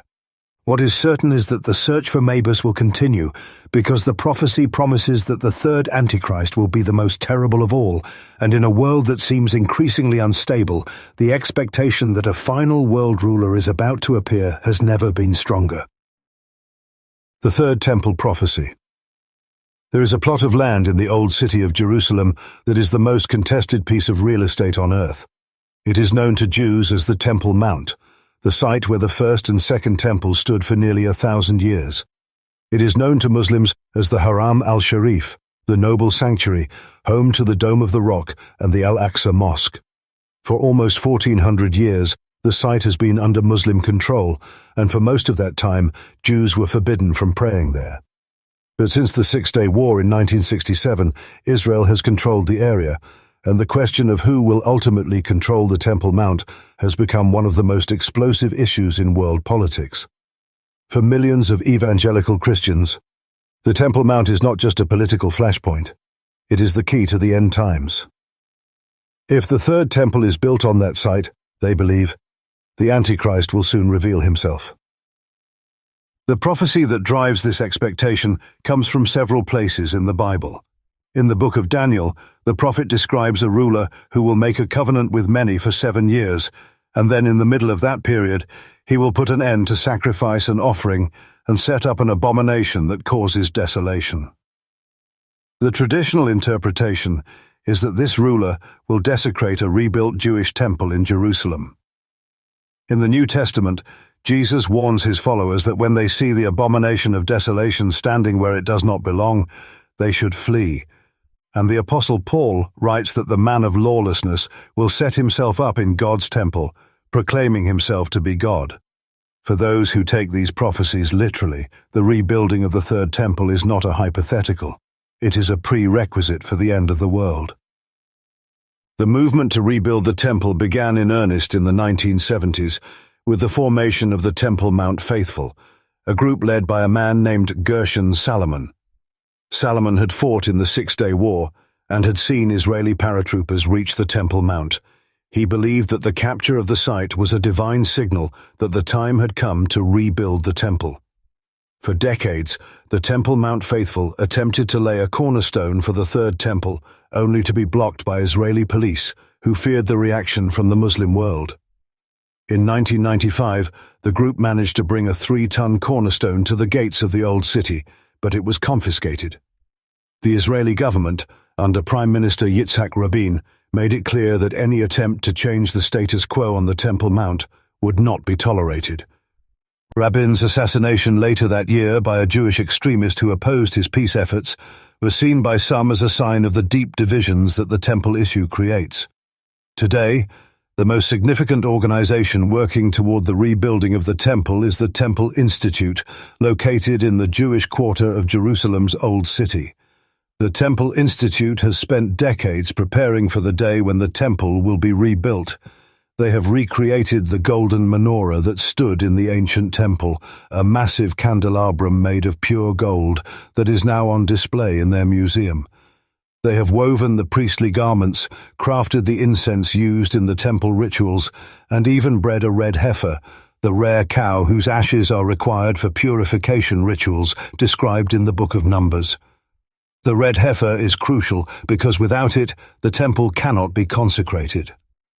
The Temple Institute announced in 2022 that they had identified a red heifer born in Israel, the first in 2,000 years. The announcement sent shockwaves through the prophecy community. The red heifer is significant because it is one of the few obstacles to rebuilding the temple that cannot be overcome by political compromise.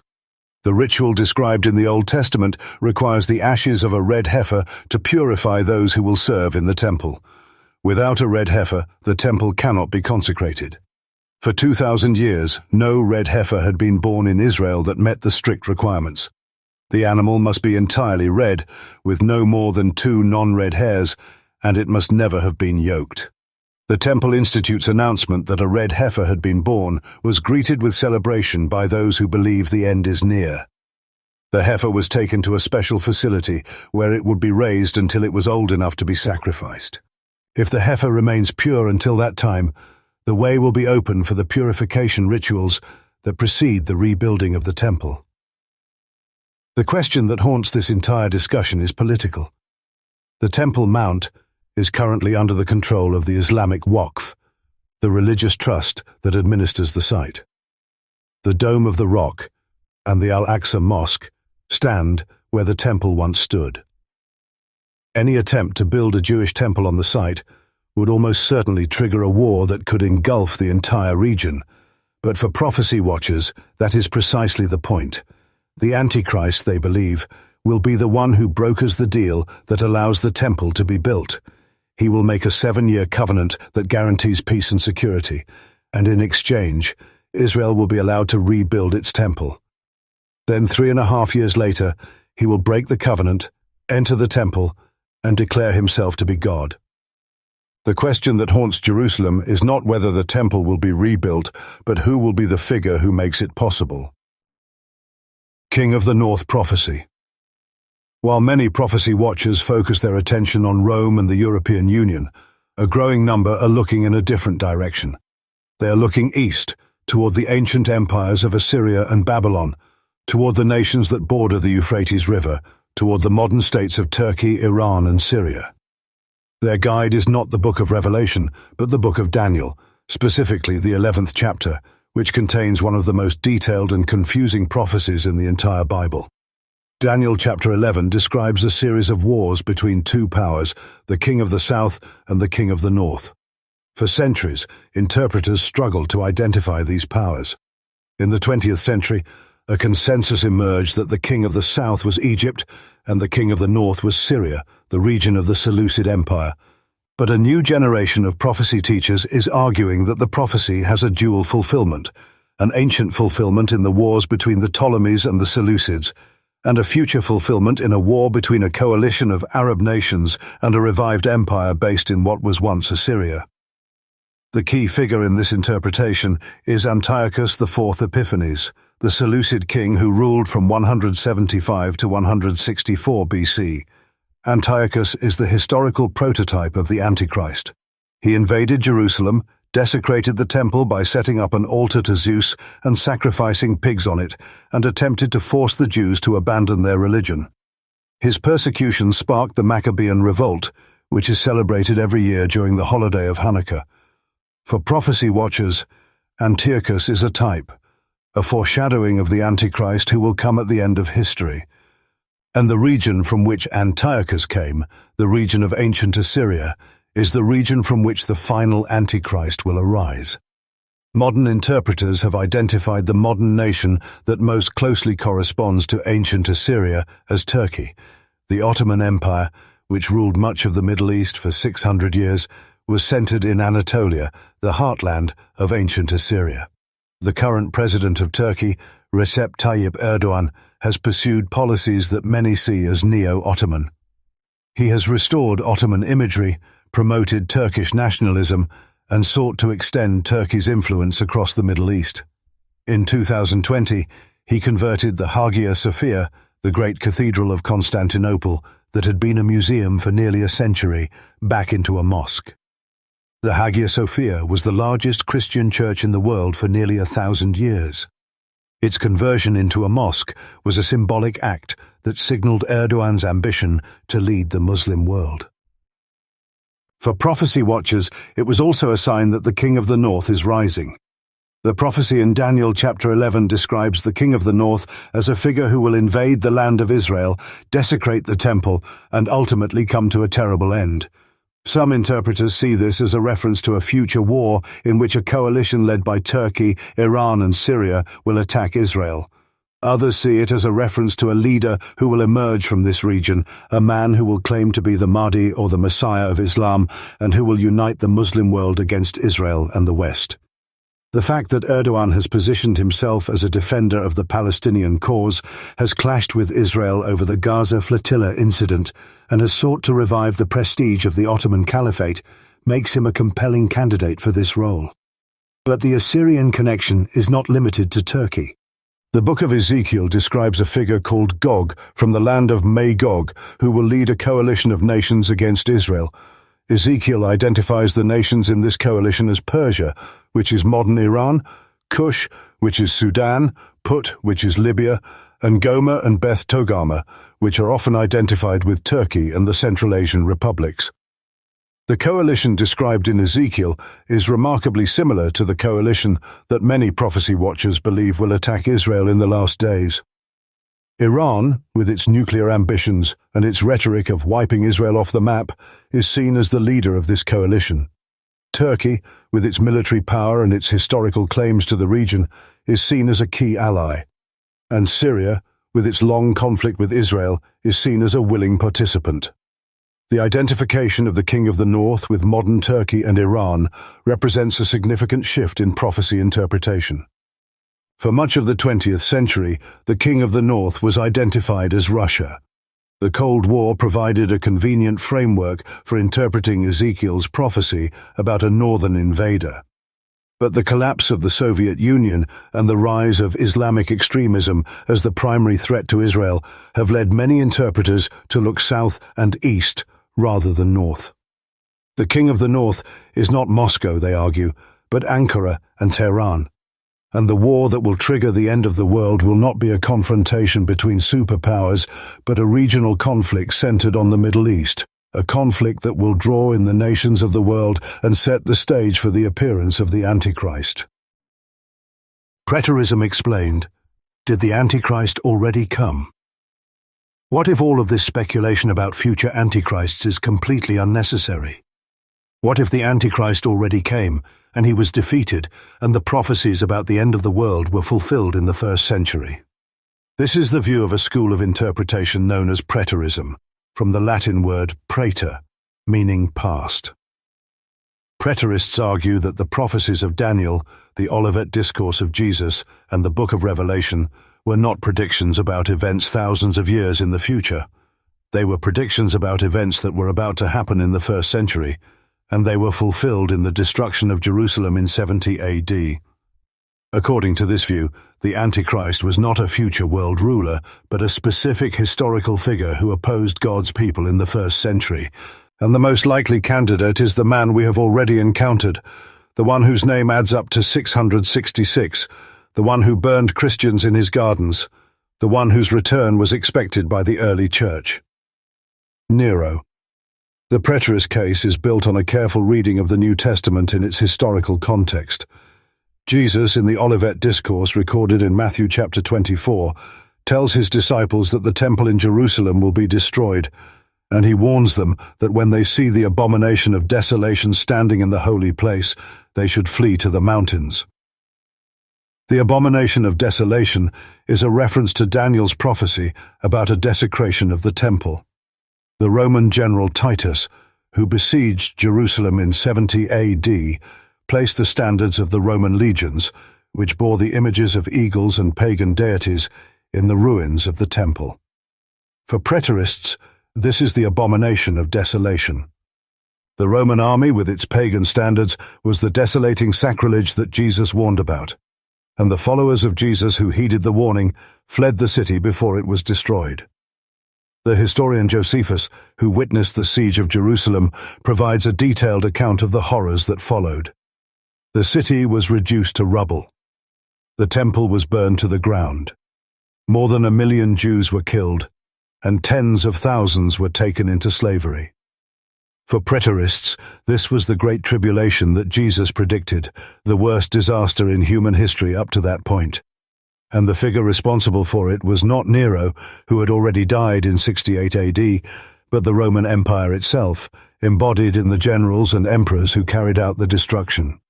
However, the Preterist identification of the Antichrist with Nero is more specific. They point to the Nero redivivus legend, the widespread belief that Nero would return from the dead to lead the Parthian armies against Rome. They argue that John of Patmos was writing during the reign of Domitian, when the expectation of Nero's return was at its height, and that the beast with the healed wound was a reference to Nero, who was believed to have returned from the dead. The Preterist view has the advantage of making sense of the urgency that pervades the New Testament. Jesus told his disciples that this generation would not pass away before all these things took place. Paul warned that the day of the Lord was coming like a thief in the night. John wrote that it was the last hour.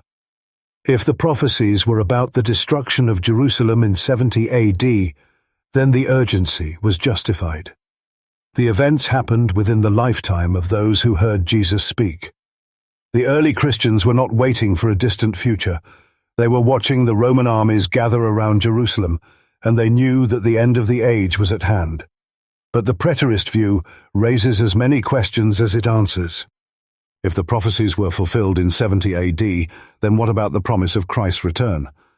Preterists argue that the second coming was also fulfilled in the judgment that fell on Jerusalem, that Christ returned in a spiritual sense through the destruction of the temple and the vindication of his followers. This is a difficult position for many Christians to accept, because it seems to deny the physical return of Christ that is described in the creeds and affirmed by most believers throughout history. Partial preterists, who are more common than full preterists, argue that some prophecies were fulfilled in 70 AD, but that the final return of Christ and the end of the world are still future. They see the destruction of Jerusalem as a preview, a type of the final judgment that will come at the end of history. The Antichrist, in this view, was Nero, but Nero was only a forerunner of a greater Antichrist who will appear at the end of the age. The Idealist View. The Antichrist is an archetype. There is another way of understanding the Antichrist that does not require identifying him with any specific historical figure, past or future. This view is known as idealism, and it holds that the Antichrist is not a person but a principle, a spirit of opposition to God that manifests itself in every age. The Book of Revelation in this view is not a prediction of specific events, but a symbolic portrayal of the ongoing conflict between good and evil. The beast is not a particular emperor or dictator, but the system of worldly power that opposes God's kingdom. The false prophet is not a specific religious leader, but the spirit of deception that leads people astray. And the Antichrist is not a single individual, but anyone who denies the truth about Jesus, just as John described in his first letter. The idealist view has deep roots in Christian theology. St. Augustine, in his monumental work The City of God, argued that the conflict between the city of God and the city of man was not a future event, but an ongoing reality. The beast, he said, was the earthly city that persecutes the heavenly city. The Antichrist was the spirit of pride that sets itself against God. In every generation, there are those who exalt themselves, who deny the truth, who persecute the faithful. They are all manifestations of the same spirit, the spirit of Antichrist. The task of the Christian is not to identify the one future Antichrist, but to resist the spirit of Antichrist wherever it appears. One of the most powerful illustrations of this view comes from the life of Dietrich Bonhoeffer, a German theologian who was executed by the Nazis in 1945. Bonhoeffer lived through the rise of Hitler and saw firsthand how the Führerprinzip, the leader principle, transformed the German church. Many German Christians embraced Hitler as a savior, as a man sent by God to restore Germany to greatness.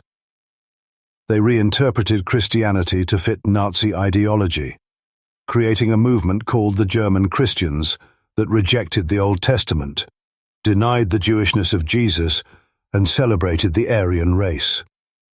Bonhoeffer saw this for what it was, a manifestation of the spirit of Antichrist. He joined the Confessing Church, a movement that resisted Nazi control of the church, and he eventually became involved in the plot to assassinate Hitler. For Bonhoeffer, the Antichrist was not a figure to be identified by decoding numbers or watching for signs. The Antichrist was the spirit that demanded absolute loyalty to a human leader, that twisted the gospel to serve political ends, that turned the church into an instrument of state power. He saw this spirit in the German Christians who hailed Hitler as the savior of Germany. He saw it in the Nazi regime that set itself up as the ultimate authority over human life, and he resisted it, even at the cost of his own life. In his writings, he argued that the church must always be vigilant against the temptation to confuse the gospel with any political ideology, whether fascist or communist, nationalist or globalist. The Antichrist is not a person who will appear at some future date. The Antichrist is the spirit that takes what belongs to God and gives it to Caesar. The idealist view offers a way of understanding the Antichrist that avoids the endless speculation and disappointment that have characterized so much of the history we have traced. It allows Christians to see the Antichrist in the systems of oppression that exist in every age, in the leaders who demand worship, in the ideologies that promise salvation through politics. It also allows them to see the Antichrist in themselves, in the moments when they are tempted to put their trust in human power rather than in God. The question for the idealist is not who the Antichrist will be. The question is whether we will recognize the spirit of Antichrist when it appears, whether we will resist it, and whether we will remain faithful to the one who is the true Christ, the one who does not demand worship but offers grace, the one who does not conquer with armies but with love. Assyrian versus Roman Antichrist. Two prophecies you're mixing up. As we have traced the history of Antichrist speculation, one thing has become clear. There is no single figure in the Bible who corresponds exactly to the popular image of the Antichrist. Instead, there are multiple figures who have been merged together over time. The beast from the sea in Revelation, the man of lawlessness in 2 Thessalonians, the little horn in Daniel, the king of the north in Daniel, the false prophet in Revelation, and even Gog in Ezekiel are all different characters who have been conflated into a single composite figure. But some prophecy interpreters argue that this conflation is a mistake. They argue that the Bible describes not one final evil ruler, but two distinct figures who arise from two different regions and play two different roles in the end times. One is the Assyrian, the king of the north, who leads a coalition of nations against Israel. The other is the Roman, the little horn, who rises from a revived Roman Empire and becomes the final world ruler. The case for distinguishing these two figures is based on the geography of the prophecies. The king of the north in Daniel comes from the region of Syria and Turkey, the ancient Seleucid Empire. He invades Israel from the north and desecrates the temple. The little horn in Daniel rises from the fourth beast, which is universally understood to be the Roman Empire.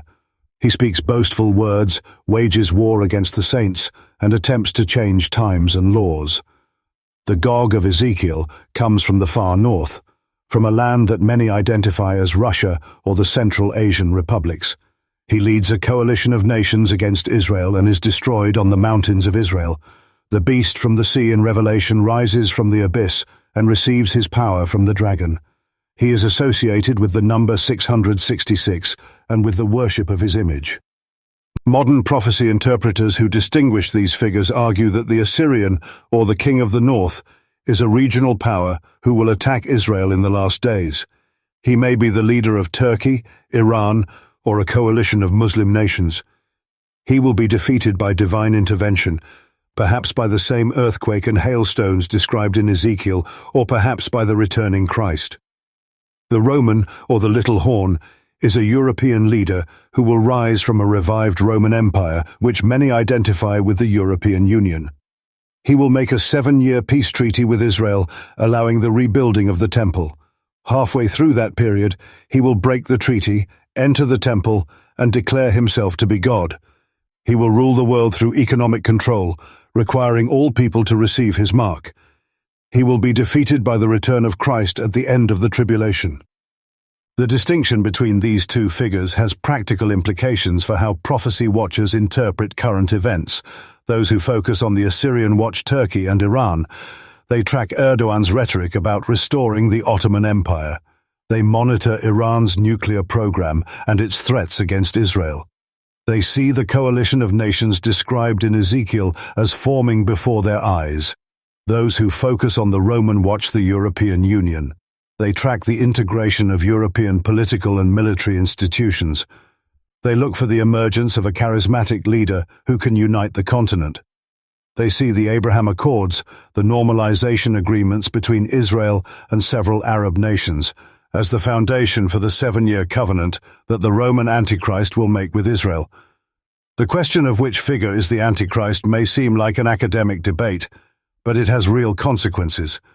If the Roman is the Antichrist, then the stage is being set in Europe, and the United States and Israel are on the side of the angels, at least for now.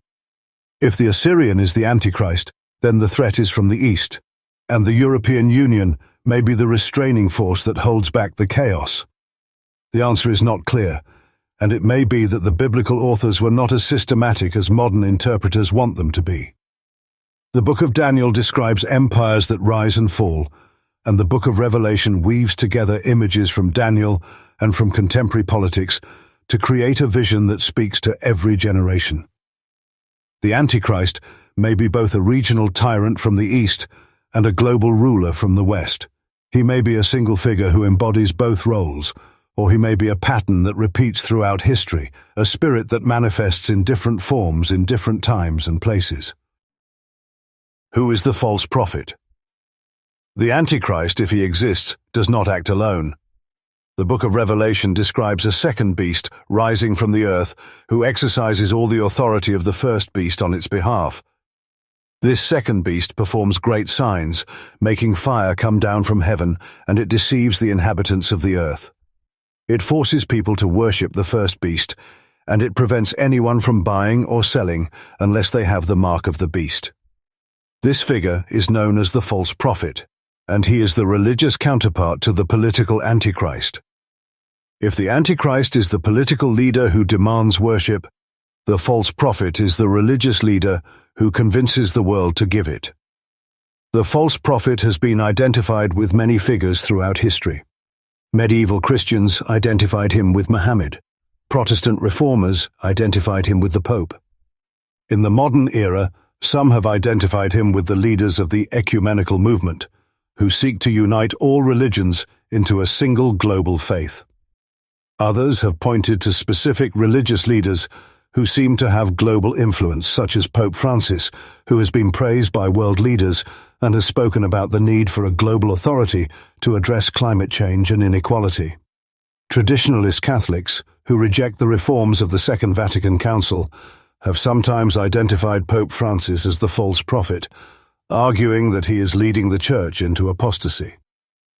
The most intriguing modern development related to the false prophet is the document on human fraternity, signed in Abu Dhabi in 2019 by Pope Francis and Sheikh Ahmed El Tayeb, the Grand Imam of Al-Azhar, the highest authority in Sunni Islam.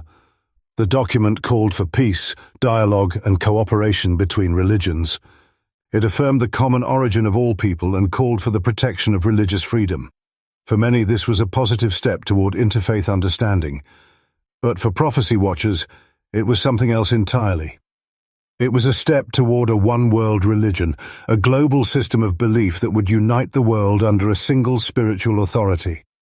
The fact that the signing took place in Abu Dhabi, a wealthy and influential Muslim nation, and that it was witnessed by leaders from around the world, seemed to confirm that the global religious system prophesied in Revelation was taking shape. The false prophet is described as having two horns like a lamb, but speaking like a dragon. He appears harmless, even gentle, but his words carry the authority of the beast. He performs signs, miracles that deceive the people. In an age of media, artificial intelligence, and global communication, the ability to perform signs has taken on new meaning. A charismatic religious leader who appears on television, who speaks to millions through social media, who can perform healings and miracles, whether real or staged, can wield immense influence. The false prophet is not just a figure of the distant future. He is the archetype of the religious leader who uses his authority to endorse political power, who tells people that their salvation lies in following the beast, who creates the spiritual framework for the final world system. The identity of the false prophet remains a subject of intense speculation. Some look to the Vatican and see a pope who is willing to compromise with Islam, who speaks of a global authority, who has called for a new world order. Others look to the ecumenical movement and see a coming world council of churches that will unite all faiths under a single banner. Still others look to the world of entertainment and see a celebrity preacher who has the charisma to deceive millions. What unites these speculations is the conviction that the Antichrist cannot rise to power without a religious partner, someone who gives him legitimacy, who convinces the masses that he is the answer to their prayers, who makes the worship of the beast seem like the worship of God. The false prophet is the one who makes the beast believable. And in a world that is increasingly skeptical of traditional religion, but increasingly open to spiritual experiences, the false prophet may be more dangerous than the beast he serves.